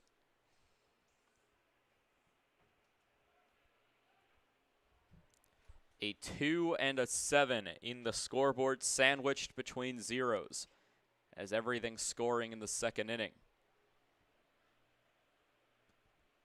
Nobody out here in the top of the fourth, as a pitch will catch the strike zone down the center for strike number 1. Omar Jackson, who walked in his previous at-bat, will take his second plate appearance. He was later caught stealing, trying to head home when Cole Dawson took off for second base. It was a beautiful play by Ty Stouse, the second baseman, to fire back down to home to get Jackson out at home, as a called strike will run the count to 0-2. Solis standing at first base for the Sodbusters. Solis has yet to try to steal this year. Time will be called, as stepping out of the batter's box is Omar Jackson, the center fielder. Jared Shelton, the second pitcher for the Pierre Trappers today, after Gannon Ruckman, the starter, was relieved for somewhat early after a shaky start. The 0-2 will go high, putting the count to 1 ball and 2 strikes against Omar Jackson. Gannon Ruckman, the starting pitcher, went 1 1/3, only allowed 1 hit, however 2 runs, both of them earned, walking 5 and striking out just 1, as a fly ball hit to deep right field, heading back towards the track, and that one will leave the yard. A 2-run home run for Omar Jackson, his first of the season, and the Sodbusters right back in this one. It's back to a 1-possession baseball game, as a 7-4 lead for the Pierre Trappers after the Omar Jackson home run. He crosses home plate and gives a few high fives. Not too big of a celebration for Jackson, as he knows there's a lot more work to do to get back into this ball game. Will be the 8th home run of the season for the Hastings Sodbusters, and the 2nd in as many games here from Hyde Stadium.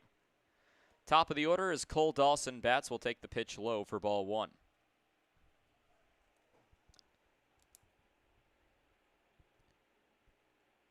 So the Jackson home run will also drive in Solis from first base after being hit by the pitch. 1-0 will work its way high and tight for ball number 2. Nothing doing in either bullpen currently.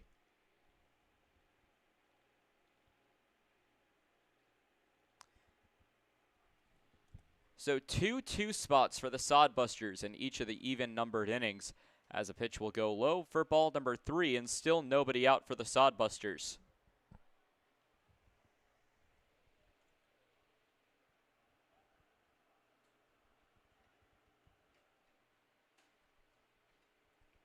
Shelton trying not to walk another batter.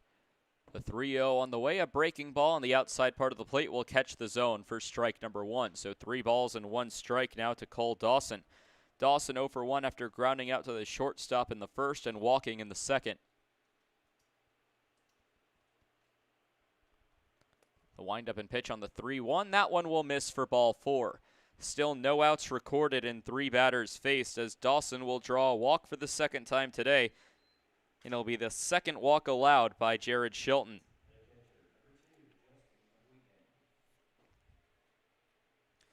Justin McGuigan will take the at-bat. He's 0 for 1, flying out to center in the first and walking in the second inning.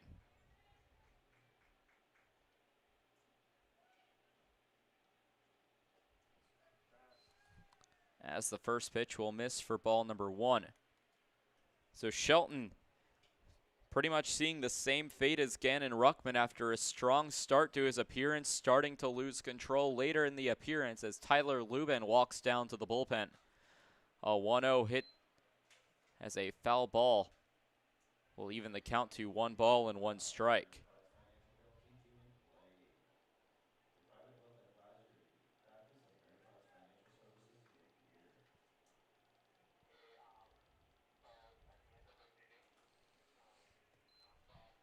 Pitch will miss ball 2. 2 balls and 1 strike now to Justin McGuigan. McGuigan batting .359 on the season with 28 base hits. Only has 1 for extra bases. It was a double. The home run hit by Jackson, only the second base hit of the game for the Sodbusters, as a pitch will miss low and outside for ball number 3.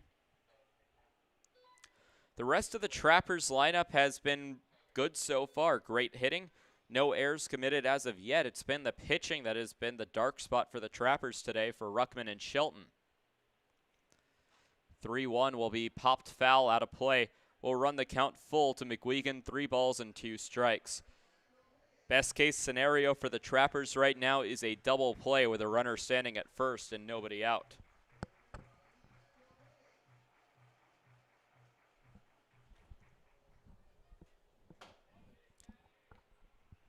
So the payoff pitch from Shelton, that one runs inside and will hit Justin McGuigan, the 3rd hit batter of the ball game for Jared Shelton. Has hit 2 this inning and hit Matt Hallback back in the 3rd. It pushes Dawson over to second base, and now Shelton's struggling as Montario May will come out to talk. Shelton behind the mound looking over at the bullpen. Takes a long stare over there as May will head over.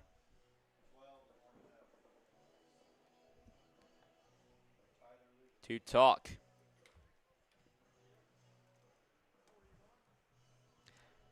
Tyler Lubin is warming up in the bullpen currently for the Pierre Trappers.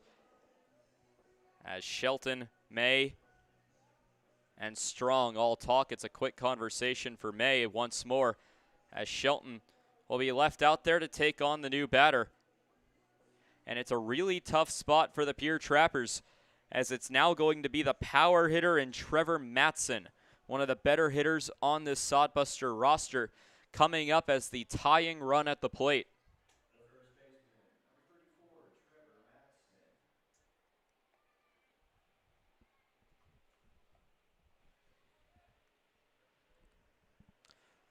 So Matson takes the at-bat with runners at first and second.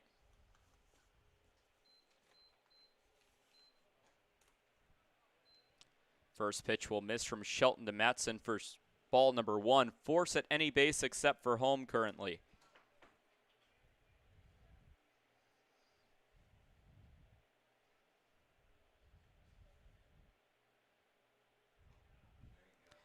As a pitch will catch the strike zone. We'll even the count to 1 ball and 1 strike. 4th inning of a 7-inning game, acting more so as the 5th inning. As the 1-1 will catch the zone for strike number 2. 5th or 6th innings. As some strategy has to change earlier in the ball game. As a 1-2 swung on and missed. Matson frustrated with himself as he walks back to the dugout. It will be strikeout number 2 for Jared Shelton today.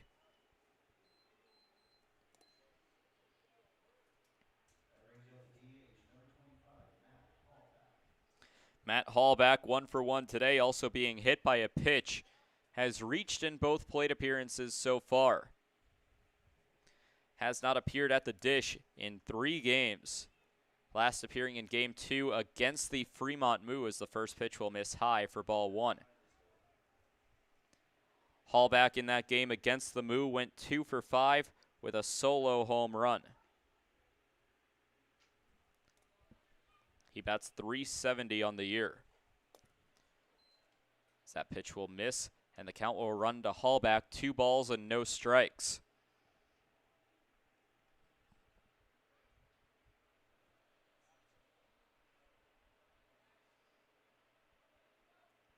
Two and 0, runner at first base in McGuigan, runner at second base in Dawson, as the pitch will catch the strike zone on a 2-0. That turns it into a 2-1. Only 2 base hits for the Sodbusters today. It was Hallback's single in the first, that he was then stranded at first base off Cahoy's strikeout, and the Omar Jackson home run earlier this inning. 2-1 will miss high and tight for ball number 3, in danger of walking another batter, with Carson Cahoy on deck. Sodbusters looking for a big inning to climb back into this ball game.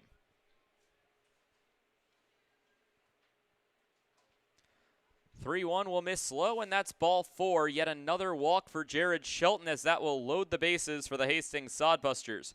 Third walk surrendered by Shelton, and the 8th walk for the Trappers today.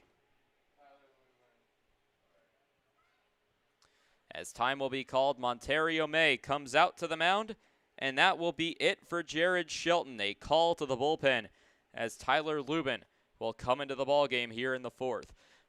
We'll let Lubin warm up on the mound and be back here on the Pierre Trappers YouTube and Mixler live streams.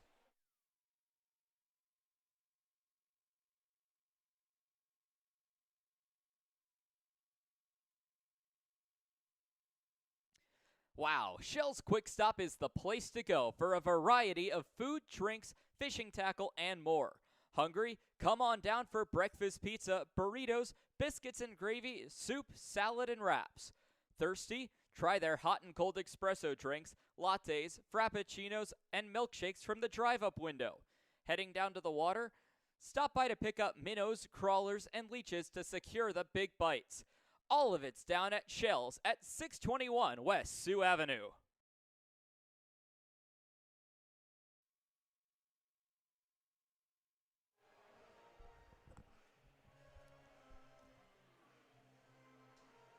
Tyler Lubin comes into the ballgame for the Pierre Trappers.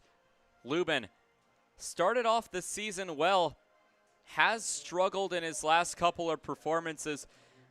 Coming off of an injury, it started with a home run that he allowed in Minot that ended a blown save for the Trappers as the SaberDogs came back in the bottom of the 9th and won that ballgame.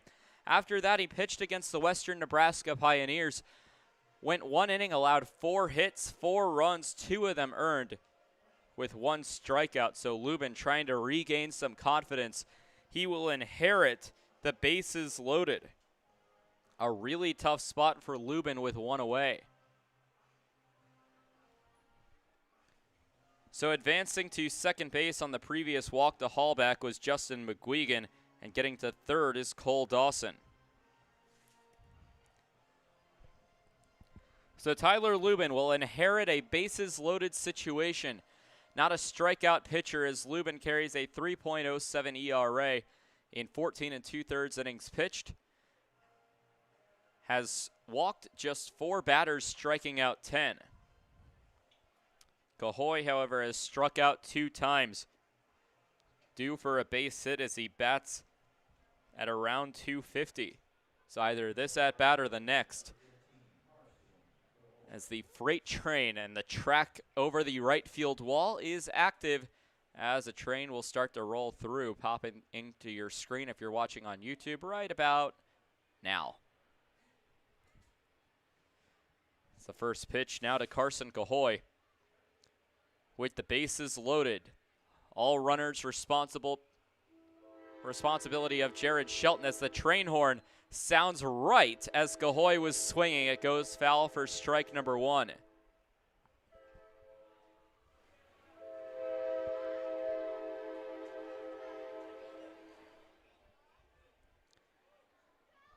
So bases loaded, and 0-1 count to Cahoy, who struck out twice today.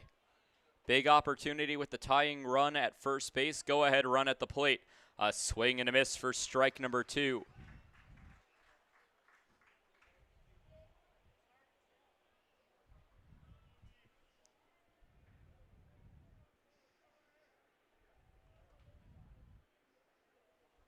So an 0-2 count. Lubin trying to strike out Cahoy for the first time, and Cahoy's 3rd strikeout of the day. A swing and a miss, and that's exactly what it'll be. A hat trick for Carson Cahoy. He slams his helmet down on his knee. Strikeout number 1 for Tyler Lubin. Strikeout number 3 of the ballgame for Carson Cahoy. And how about this? Cahoy is now struck out against all 3 Trapper pitchers. And if that wasn't enough of a coincidence, it was every single pitcher's first strikeout of their appearance. was Ruckman's first strikeout, Shelton's first strikeout, and now Lubin's first strikeout.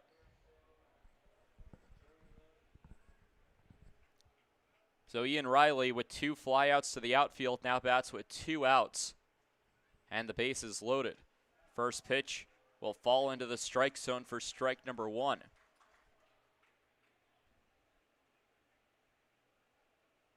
As the train over the right field wall keeps on moving along.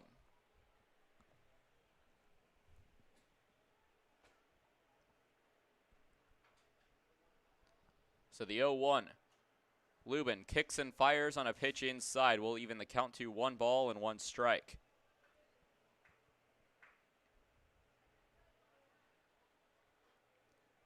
So 1-1. Bases are loaded. Hallback at first. McGuigan at second. Dawson at third. Ian Riley, the current batter. 7-4. Trappers lead here in the top of the 4th. The 1-1 will be fouled back towards the Trappers' dugout, and Lubin a strike away from getting out of this inning.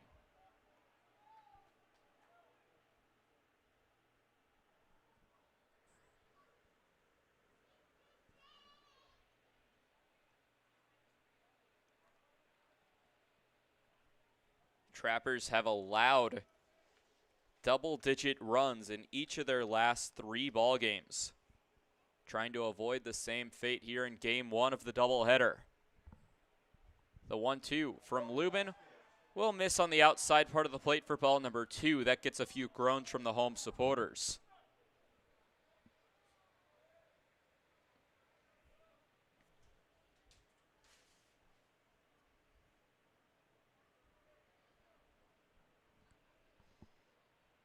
Wind blowing directly out to center field.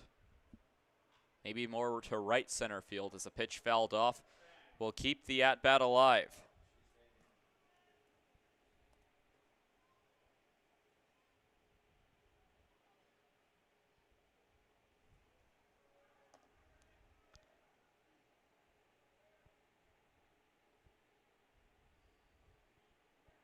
Partly cloudy and 84 degrees today.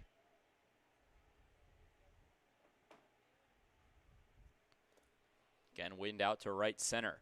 The 2-2 now to Riley. That pitch will miss low for ball 3.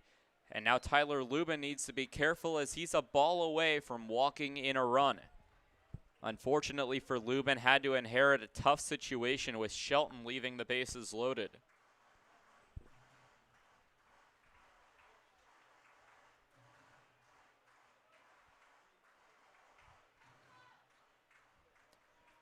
Full count. Lubin, the sidearm pitcher, will toe the rubber. Puts the baseball behind his back and looks into Ian Riley. Takes a long look at the signs for strong. Flaps his glove a couple of times looking in. The windup and the pitch and a foul ball will do it once more. Riley and Lubin battling against each other. The Minot State Beaver out of California taking on the Cloud County Community College Thunderbird out of Texas.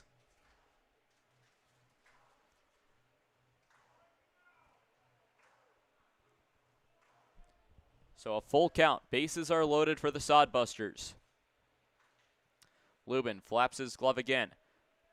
Looks inside with the bases loaded. The payoff pitch swung on and missed, and Lubin will get out of the inning with 2 strikeouts in 2 batters. Lubin will get a high five from Nick Strong and Caden Cardoso, his teammate. The entire Trappers dugout is pumped up like Lubin just hit a home run. A strikeout for Ian Riley, and that makes the fans especially happy. $1 off beer for the rest of the inning. We'll head to the rest of the inning. Bottom of the 4th coming up with Adams, Reinhardt, and Connor due up.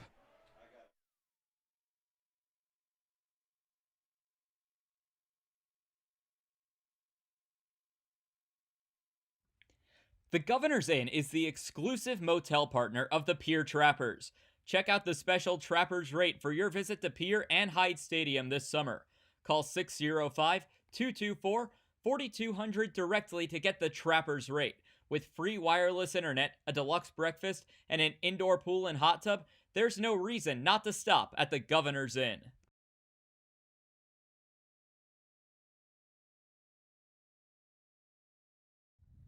Total Beauty and Speedway Laundry are your homes for everything clothing in the capital area. Since 2010, Total Beauty has offered great customer service and competitive prices.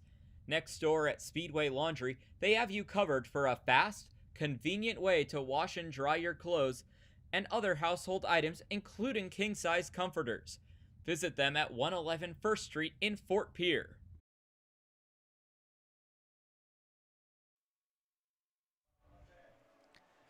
Bottom of the fourth inning coming up here. From Hyde Stadium in Pierce, South Dakota, we thank the Cardoso family for listening in from Abbotsford, British Columbia. It was a funny moment earlier in the ballgame. Colin Adams stepping up to the plate for his third at-bat, or third plate appearance of the ballgame. But Caden Cardoso came out of the dugout to celebrate a 3-run home run for Colin Adams. And of course, the lone Canadian on the team would come out with the American flag to greet Colin Adams when he got back in. And what else is summer ball but other than having fun? And I don't know a single member, like Nolan to my right just said, of the Pierre Trappers roster that would come out with an American flag other than Caden Cardoso. Ball number 1, and Cardoso is also the first player to come out after the 2 strikeouts by Tyler Lubin. Was probably the most fired up, and I think nearly tackled Tyler Lubin.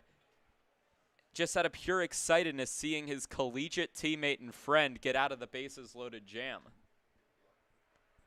As a 2-0 will go for ball 3. Shane Scott, the pitcher for the Sodbusters, in his 4th inning of work, pitching quickly through this appearance. So now the 3-0 to Adams. That one will catch the inside part of the zone for strike number 1.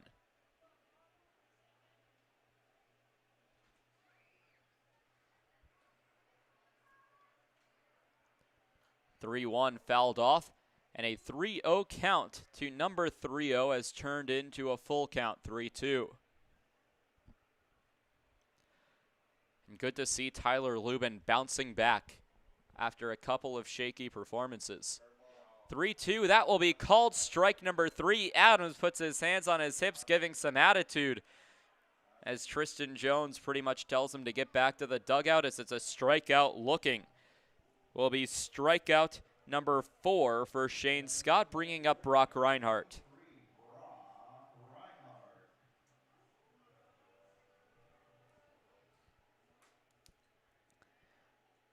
So striking out looking, it's the 3rd consecutive strikeout as a base hit into right field. Reinhardt with the base hit.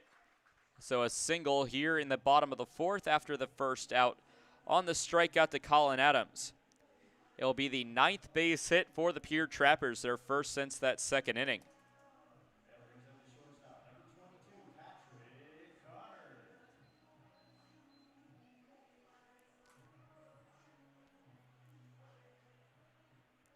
So a runner at first base for Patrick Connor, who's 1 for 2 today. First pitch will fall in for a strike.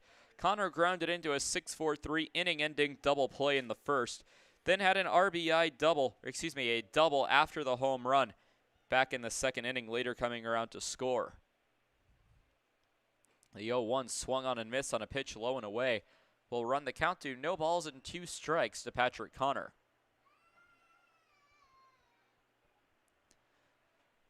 Been surprised no action in the Sodbuster bullpen so far. As a pitch high and tight, Connor ducking out of the way for ball number 1.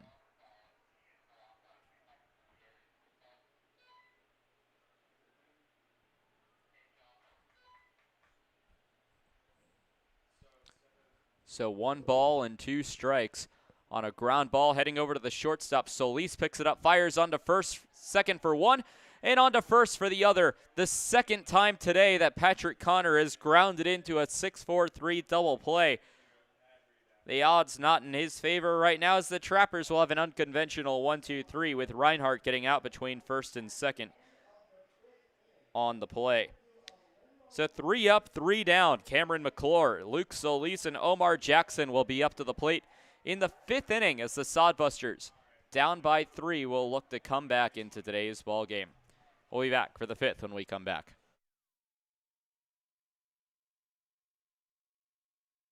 You don't need an illness to need a doctor. You don't need to feel sick to feel better. You don't need to be unwell to get well. What you do need is a primary care provider at Sanford Health. Better healthcare starts with regular wellness visits and a familiar face who knows you, your concerns, and your goals. We're here before you need us. We're here when you need us. We're here after you need us. We're here for you. Find your primary care provider at sanfordhealth.org today.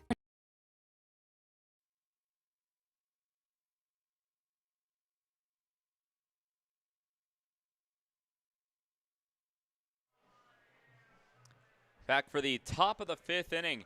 Tyler Lubin returning to the mound after recording 2 outs to get out of a bases-loaded jam in the last inning. It will now be the bottom of the order, the 7, 8, 9 of McClure, Solis, and Jackson taking their 3rd plate appearances each. We'll take a look at the final line for Jared Shelton, who more so thankful that Tyler Lubin came into the ballgame as he stopped what would have been 3 runs if the bases loaded situation had come around to score against Tyler Lubin. So we'll take a final look at the line for Jared Shelton. But first, a few sponsors to thank for the 2021 Pierre Trappers baseball season, including the Paint Store 2, Wheelhouse Plumbing, Perkins, Leisure Palace, Lariat Lanes, Michelle Mupp and Barrett Photography, Oahe Pawn, the South Dakota Treasurer's Office, and Slumberland. So stepping in will be Cameron McClure, who's 0 for 1 with a ground out and a walk.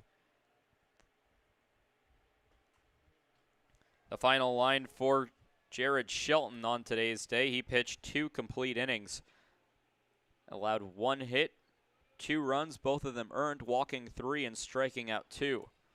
First pitch from Lubin will find the strike zone for strike number 1. Lubin for a little while led the Expedition League in ERA with a 0, including that minimum innings pitched limit. However, an injury sidelined him for about a week or 2. As a swing and a miss will go for strike number 2. And since then, his innings have slipped under the requirement.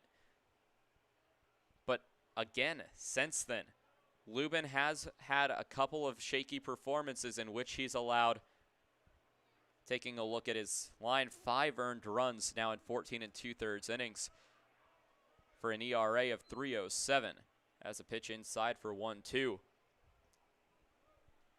But it was good to see for Tyler Lubin at least 2 strikeouts in the previous inning to get out of the bases loaded jam. And now we'll have a full inning here in the 5th. 1-2 misses low, and the count will go even to 2 balls and 2 strikes.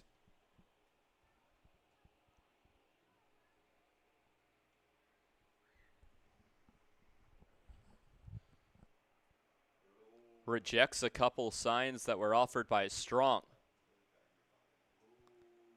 Strong puts the glove out, ready to receive it, and he will off a foul tip. It will be strikeout number 3 for Tyler Lubin on 3 batters faced. Lubin is dealing so far.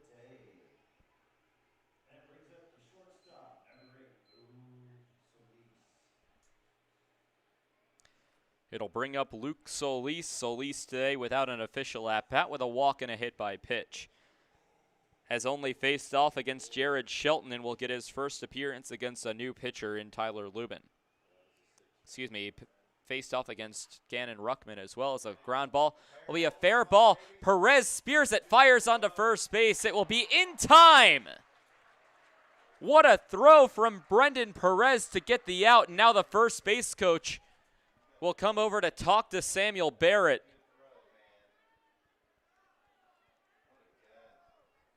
I think he may have a case, at least from my perspective, looked safe on the play.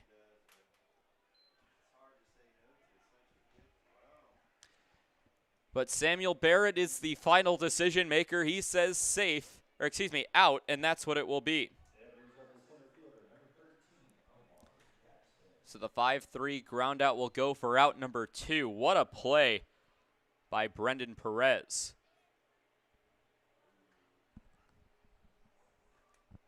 But a non-biased opinion, he looked like he beat that by about 1.5 steps.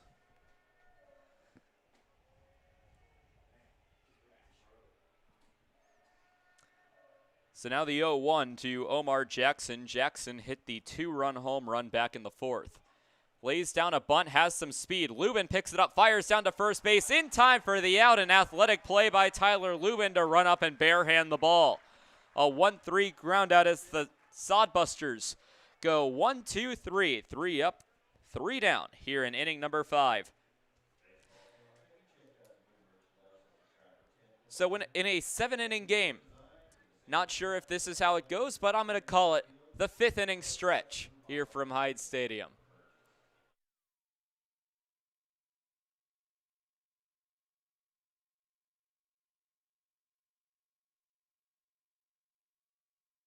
Trappers fans, summer is here. Get your boat back in shape with a visit to Dano's Marine. Dano's Marine will get you back out on the water this summer with excellent service and years of experience. Give them a call at 605-224-6612 or visit them at 320 St. Charles Street in Pierre. Any water, any problem, Dano's Marine. Join the Shell's loyalty program and never pay full price for gas again.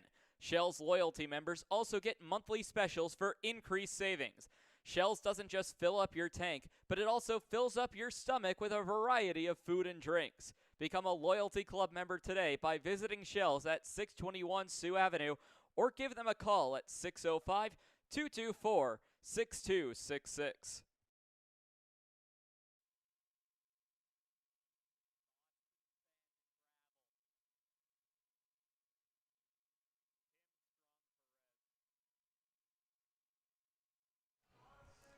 Back for the bottom of the 5th inning, as Andrew Kim, Nicholas Strong, and Brendan Perez due up. That was the same part of the batting order that started the 2nd inning, a 7-run 2nd inning.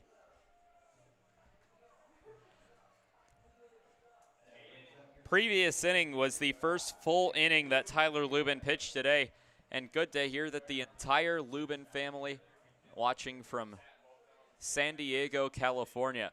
A good day to tune in, as Lubin so far has been absolutely dealing, pitching through 5 batters, getting all 5 of them out.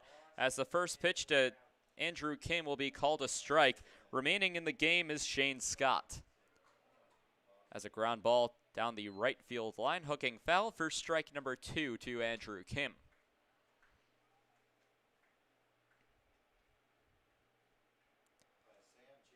We appreciate those of you listening and watching along, making us a part of your Saturday evening.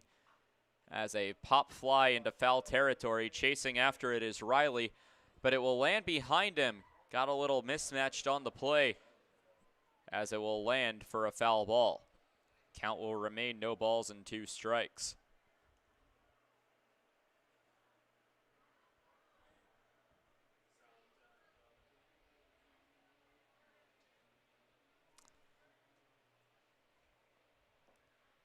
So now the pitch to Andrew Kim on the outside part of the plate will go for ball number 1.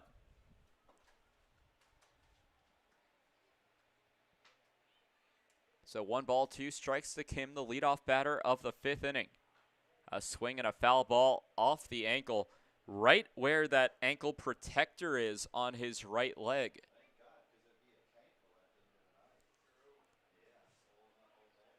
And so Andrew Kim getting his money's worth on that ankle protector, as it ends up saving his ankles. So the 1-2 on the outside part of the plate, and the count will go even to 2 balls and 2 strikes.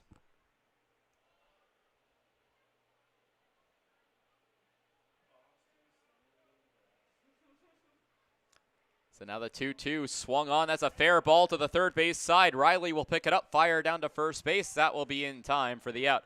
An enthusiastic out call by Samuel Barrett. So Kim out on the 5-3. Ground out will bring up Nicholas Strong. Strong today extended his 8-game hitting streak to a 9-game hitting streak.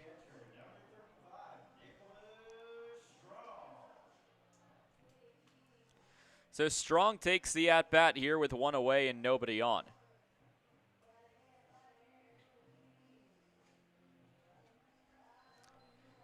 Strong today is 1 for 2, reached on an air and doubled. Has been swinging a hot bat recently. As the first pitch going to be fouled back down the first baseline, rolling towards the Trappers' dugout.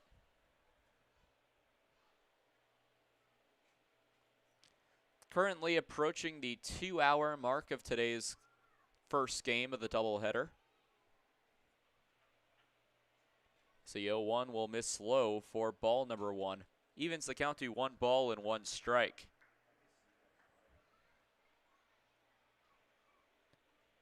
Right now, if I had to put an estimate on it, first pitch for the second game will be right around 8:30. As the pitch fouled off for strike number 2.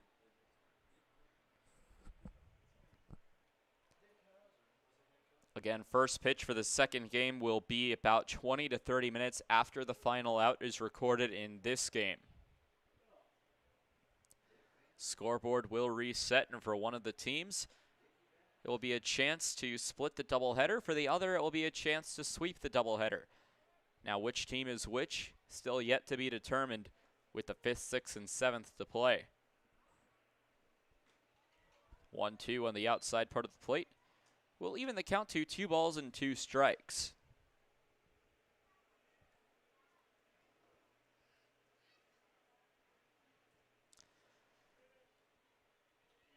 Another game in action as a fly ball to right field looking foul keeps the count at 2-2.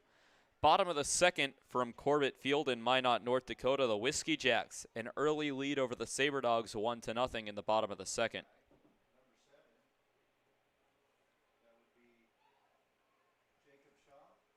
So a big swing and a miss for Nick Strong, shakes his head, but it will be strikeout number 5 of the day for Shane Scott as Strong strikes out swinging.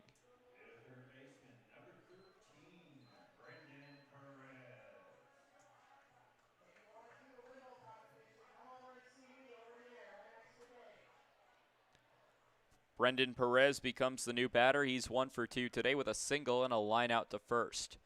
Both of those at-bats coming in the second inning as the first pitch will miss for ball 1. So has gotten 2 innings off. Will bat again here in the bottom of the 5th. Nobody on and 1 away. The pitch from Scott's a ground ball over to the third baseman. Riley bobbles it.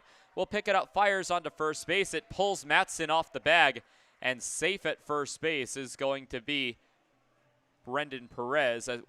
It will be an error on Ian Riley. Now that could be considered both a fielding error and a throwing error. Will be ruled a fielding error against Riley. Did bobble it, did recover, and then his throw threw Matson off the bag. So now the first pitch to Richie Williams will catch the strike zone for strike number 1. Richie Williams today 1 for 2 with a single in the second inning. Came around to score later off a Ty Stouse RBI single and grounded out to short in the third. Now the 0-1, a check swing on a pitch high.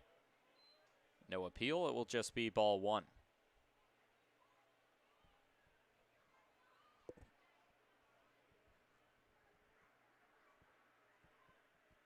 So 1 ball, 1 strike. On the pitch to Williams, it will be a swing and a miss for strike number 2. Will go around the back of the plate behind the home plate umpire in Tristan Jones and does a lap around home plate before stepping back into the right-handed batter's box. Perez takes a lead off of first base. Matson holding him on the bag. The pitch from Scott's a fly ball hit to right field. Chasing after it is Cahoy. And it will be Jackson, the center fielder, right on behind the scoreboard for out number 3. So the fly out to center will end things here in the 5th. We'll head to the 6th inning with the top of the Sodbuster order. Dawson, McGuigan, and Matson due up. This inning for the Trappers, no runs, no hits, 1 error committed by the Sodbusters, and 1 runner left on base. We'll head to the 6th when we come back.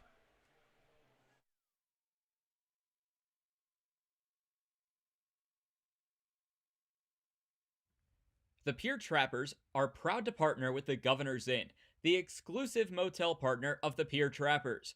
Call 605-224-4200 for a special Trappers rate when you visit Pierre and Hyde Stadium. Whether you're coming for the best hunting, fishing, and outdoor recreation in the Midwest, just passing through, or coming out to the ballpark, the Governor's Inn is the place for you.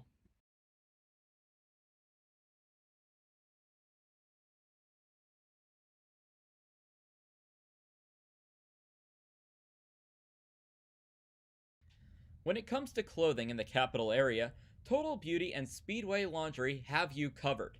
Speedway Laundry offers the fastest way to clean clothes, with free Wi-Fi offered while you wait. Next door, family-owned and operated Total Beauty has a constantly changing inventory of top-quality clothing.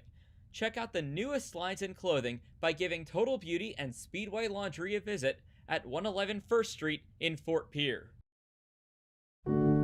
In times like these, it's good to know there's a place where people know who you are, no matter how long you've been gone.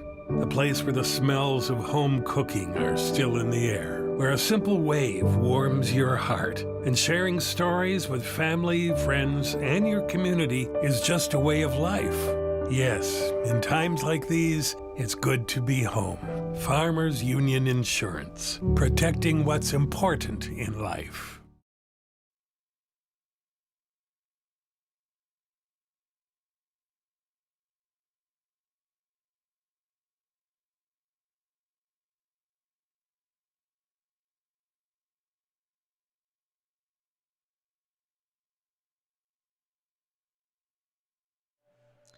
Back for the top of the sixth inning, top of the batting order due up for the Sodbusters. A few sponsors to thank before we get underway, including Shane's Pharmacy, Stella Rosa Wine, Marco, Layden and Associates, Lutheran Memorial Church, and the Pierre Area Chamber of Commerce. Thanks for your continued support of Trappers Baseball. So Tyler Lubin, after facing 5 batters and facing the minimum, will take on the top of the Sodbuster batting order in Cole Dawson, Justin McGuigan, and Trevor Matson. Sodbusters have 6 outs to work with to score 3 runs. First pitch swinging and a first base hit against Tyler Lubin today into center field on first pitch swinging. So a single for Cole Dawson will be his first base hit of the game, as it will bring up Justin McGuigan, who's 0 for 1.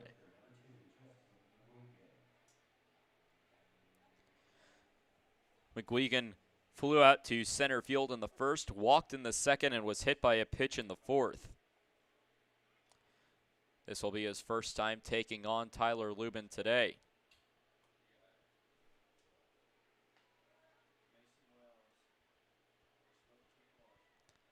The first pitch swinging, again hit to center field. Kim underneath it in center will reach up and make the catch for the first out of the inning. So McGuigan will fly out to center field for the second time tonight, as it will bring up Trevor Matson with 1 away.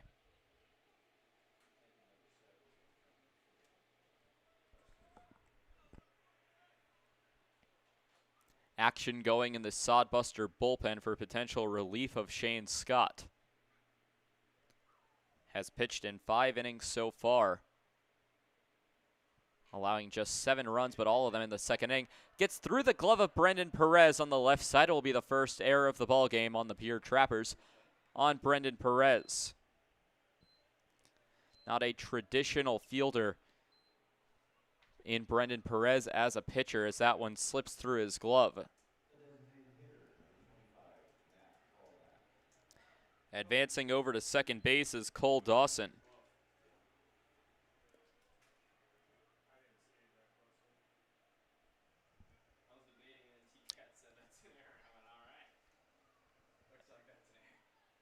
As Matt Hallback, the current batter, looks like a pinch hitter on deck for the Hastings Sodbusters.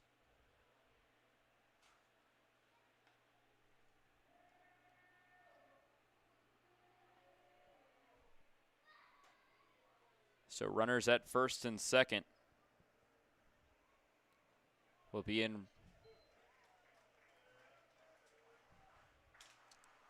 relief of Ian Riley, as the first pitch a strike.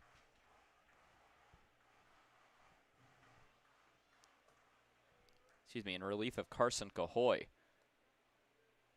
So now an 0-1. A chopper over to third. Perez fires onto second for one. On to first. Diving and unable to get there is Tyler Skelton. That gets away. The throw home will be cut off and a run comes in to score.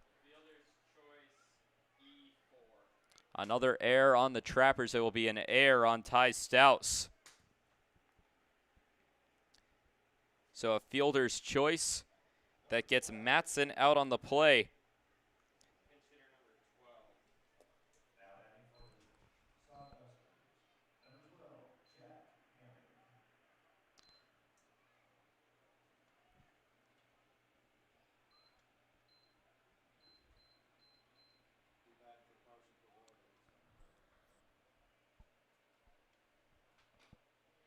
So a pinch hitter.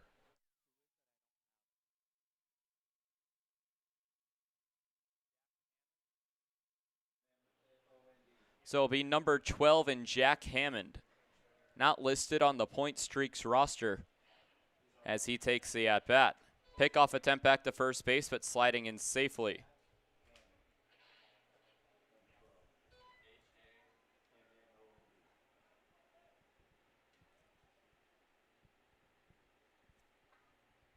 So we'll see if Hammond takes over in right field. As a ground ball hit over to the second baseman, that will be a base hit rolling into center field. The throw from Kim all the way down to third base will be cut off by the shortstop in Patrick Connor. A base hit as Lubin's Day is allowed a run here in the sixth, and now runners will be at the corners off the Hammond single.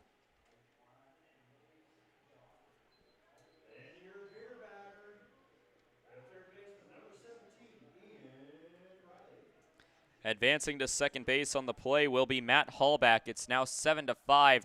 Trappers still lead.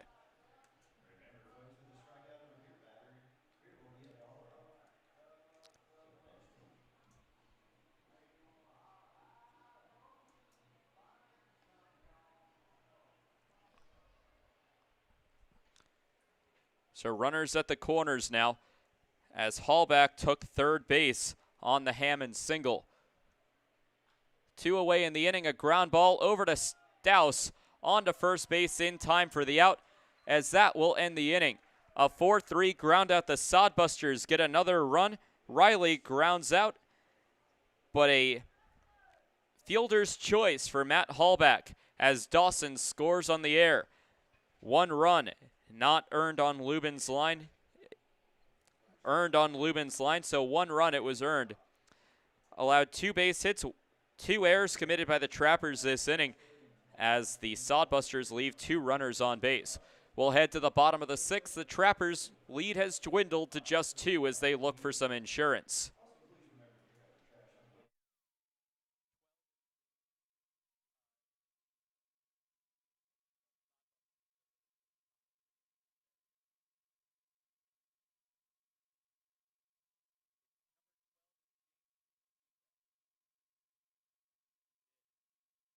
Hey, it's the old top Gator here with Gators Pizza Pasta Subs in the Northridge Plaza. Gators is known for top quality food. Now you can have our food selections delivered right to your front door using DoorDash. That's right, now you have 4 ways that you can get great Gators food: dine in, carry out, curbside pickup, and now delivery through DoorDash. Gators has been serving the Pierre area and now Trappers baseball fans since 1987. Gators Pizza Pasta Subs in the Northridge Plaza. Dan-O's Marine is a proud partner of Pierre Trappers Baseball. Located at 320 St. Charles Street, Dan-O's provides service on your boat to get you back out on the water in the dog days of summer. Give them a call at 605-224-6612. That's Dan-O's Marine at 605-224-6612. Any water, any problem, Dan-O's Marine.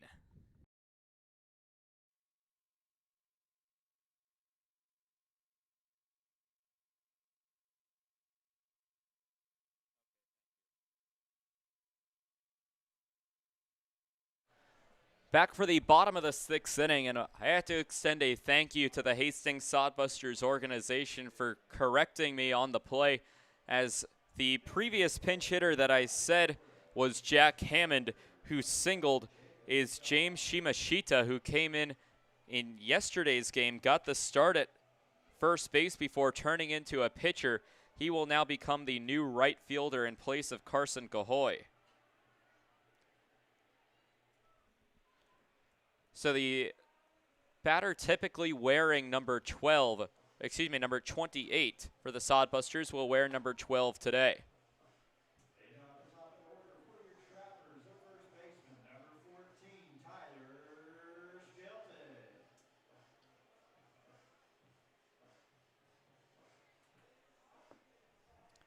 So bottom of the sixth, top of the order for the Trappers. They'll look to add some insurance as they hope this is the last time they have to grab a bat with a 2-run lead. Also, a new pitcher for the Hastings Sodbusters will be number 7 in Jacob Shaw. In his 9th appearance of the season, he has a 1-0 record with a 5.40 ERA. In 13 1/3 innings pitch, has allowed 15 hits, 8 runs as the first pitch will be fouled back for strike number 1.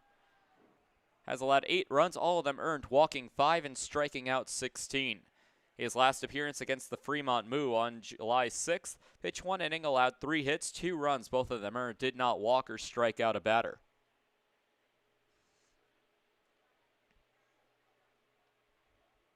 So the 0-1, a chopper over to the shortstop. Solis picks it up, fires onto first base in time for the out. So the first batter in Tyler Skelton will ground out on the 6-3.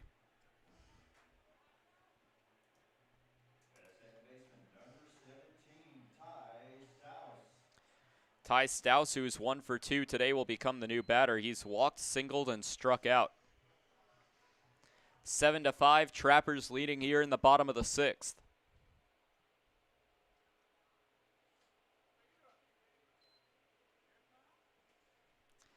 As the first pitch will miss low.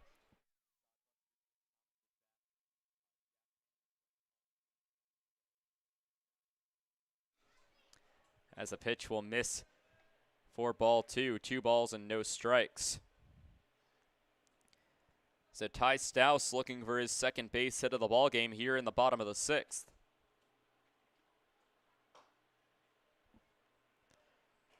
"2-0 will go high and away. And a 3-0 count now to the second baseman, Ty Stouse. Stouse came around to score safely back in the second inning. He came around on the Colin Adams 3-run home run. Every Trapper has come around to score so far except for 2. As a called strike on a 3-0 will run it to a 3-1. It's just been Reinhardt and Perez who have not crossed the plate safely. 3-1 will go outside, and that will be ball 4 to Ty Stouse, and the first walk surrendered by Jacob Shaw.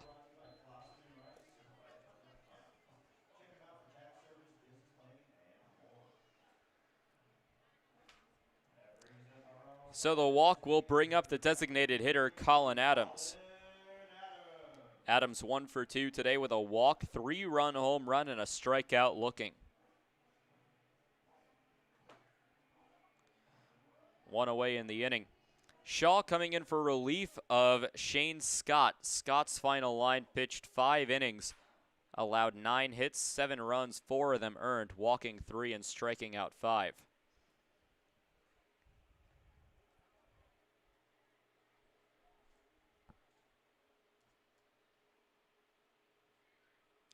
So first pitch swinging over. A 5-4-3 double play hit into by Colin Adams will end the inning. So no insurance for the Trappers. It's the 3rd double play they've grounded into today, as out between the base paths, out between first and second is Ty Stouse. That ends the inning. So 3 up, 3 down, no runs, no hits, no errors, nobody left on base for the Trappers. We head to the top of the 7th.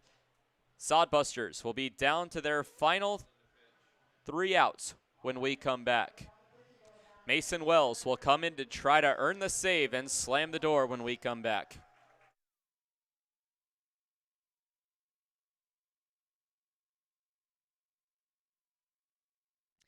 Wow, Shell's Quick Stop is the place to go for a variety of food, drinks, fishing tackle, and more. Hungry? Come on down for breakfast pizza, burritos, biscuits and gravy, soup, salad, and wraps. Thirsty? Try their hot and cold espresso drinks, lattes, frappuccinos, and milkshakes from the drive-up window. Heading down to the water? Stop by to pick up minnows, crawlers, and leeches to secure the big bites. All of it's down at Shells at 621 West Sioux Avenue. The Governor's Inn is the exclusive motel partner of the Pierre Trappers. Check out the special Trappers rate for your visit to Pierre and Hyde Stadium this summer. Call 605-224-4200 directly to get the Trappers rate. With free wireless internet, a deluxe breakfast, and an indoor pool and hot tub, there's no reason not to stop at the Governor's Inn.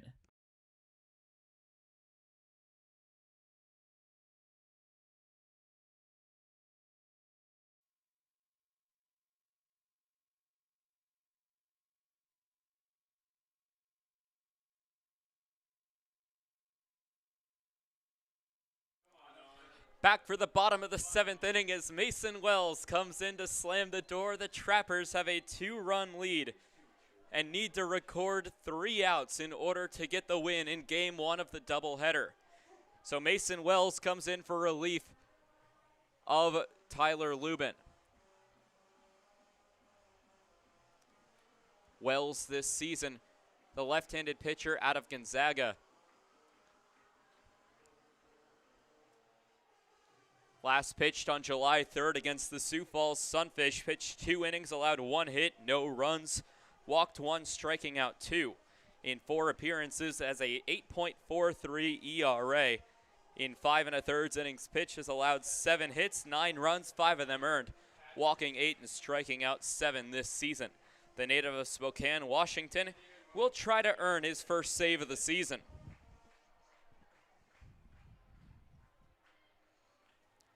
He'll have to take on the bottom of the Sodbuster order in McClure, Solis, and Jackson.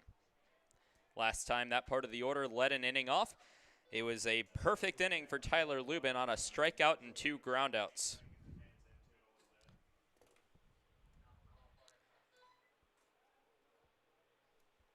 So Mason Wells trying to slam the door, a 2-run lead for the Trappers on the first pitch will run on the inside part of the plate and fall into the zone for a strike. Strike number 1.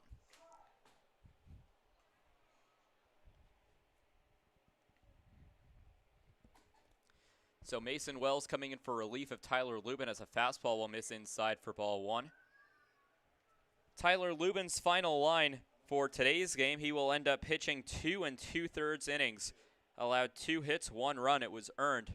Did not walk a batter, striking out 3. As a big swing and a miss for strike number 2 for Cameron McClure, the left fielder. There is action in the Sodbuster bullpen, and that will either be the next game's starter or a potential bullpen relief chance if the Sodbusters either tie or take the lead.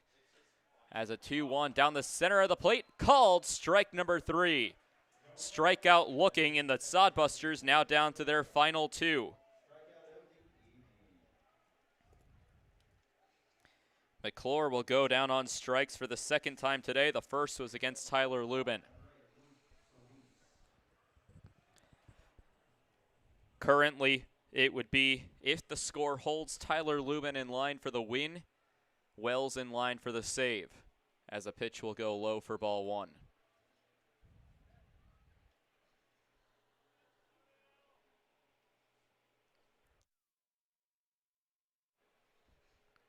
So a 1-0 on the outside part of the plate will miss for ball 2. So 2 balls and no strikes.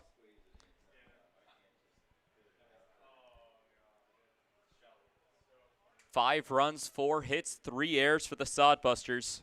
They've left 9 on base as a fly ball to left field. Chasing after it's Reinhardt and Kim. It will be Kim reaching up to make the catch. So a fly out to center field, and all of a sudden, the Sodbusters down to their final out in today's ballgame. Double headers, 7 innings each. So the fly out to center field will bring up the center fielder for the Sodbusters in Omar Jackson. Jackson today is 1 for 2, has walked, hit a 2-run home run, and grounded out back to Tyler Lubin in the 5th inning, now taking on Mason Wells for the first time. Wells kicks and fires on the first pitch, will miss the outside part of the plate for ball number 1. Sodbusters down to their final out. in Game 1 of the doubleheader. A reminder that Game 2 will start about 20 to 30 minutes after the conclusion of this game, as the 1-0 on the outside part of the plate drops the ball, is strong but still called a strike. 1 ball and 1 strike. We will end this stream after the conclusion of this game and start up a new stream for game number 2, so keep an eye out for that. The 1-1, Trappers looking for win number 11.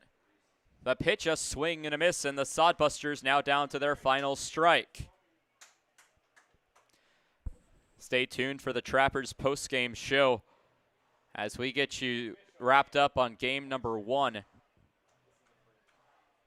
and get you set for game number 2. First doubleheader of the season of 2 currently scheduled for the Trappers. The next will be on July 29th against the Western Nebraska Pioneers. The 1-2 on the way from Wells, that will skip in the dirt and even the count to 2 balls and 2 strikes.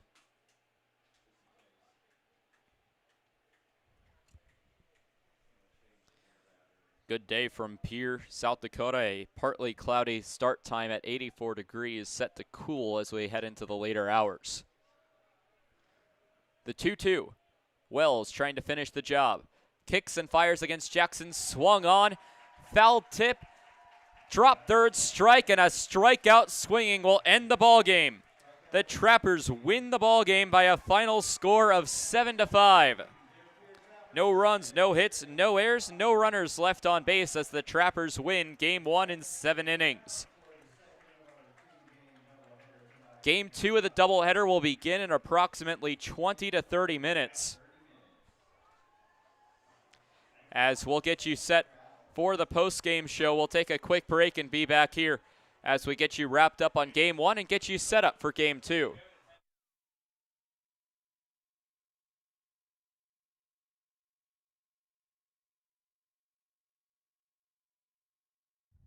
Total Beauty and Speedway Laundry are your homes for everything clothing in the capital area. Since 2010, Total Beauty has offered great customer service and competitive prices. Next door at Speedway Laundry, they have you covered for a fast, convenient way to wash and dry your clothes and other household items, including king-size comforters. Visit them at 111 First Street in Fort Pierre. You don't need an illness to need a doctor. You don't need to feel sick to feel better. You don't need to be unwell to get well. What you do need is a primary care provider at Sanford Health. Better healthcare starts with regular wellness visits and a familiar face who knows you, your concerns, and your goals. We're here before you need us. We're here when you need us. We're here after you need us. We're here for you. Find your primary care provider at sanfordhealth.org today.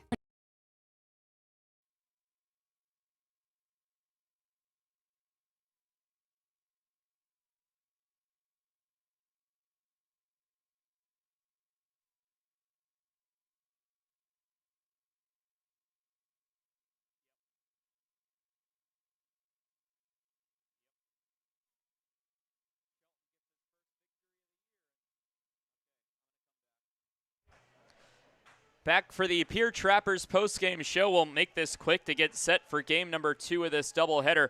The Pierre Trappers victorious over the Hastings Sodbusters by a final score of 7-5. Winning pitcher will be Jared Shelton as a reliever. While he was in the game, the Trappers took the lead in the bottom of the second, therefore will get the victory as he improves to 1-3 on the year. And unfortunately for Sodbuster pitcher Shane Scott will get the loss. He falls to 0-6 on the season. Mason Wells comes out of the bullpen in the 7th inning to record the save. It's his first of the season with a first pitch time of 5:35 and the final out recorded at 7:55. That goes for a game time of 2 hours and 20 minutes. 5 runs on 4 hits, 3 errors, 9 runners left on base for the Sodbusters. 7 runs on 9 hits, 2 errors, 5 runners left on base for the Pierre Trappers. Taking a look at the final lines for the pitching staff, the Pierre Trappers pitched 7 innings in today's contest, allowed 4 hits, 5 runs, all 5 of them earned, walking 8, and striking out a total of 8 batters as well in 7 innings. Meanwhile, for the Hastings Sodbusters, Jacob Shaw's final line was 1 inning pitched, no runs, no hits, 1 walk, no strikeouts. They ended up pitching 6 innings, allowing 9 hits, 7 runs, 4 of them earned. All 7 of the Trappers' runs coming in the 2nd inning. The Sodbusters walked 4, striking out 5. So a 7-run first inning lead the Pierre Trappers to victory as the irrigation unit comes out to get the field ready for game number 2 of the doubleheader. We'll take a quick break. We're going to end this stream and start up a new one as we get ready for game 2 between the Sodbusters and the Pierre Trappers. Trappers victorious in this one, 7-5. From Hyde Stadium in Pierce, South Dakota, I'm Tyler Katz, and I'll see you in about half an hour for game number 2.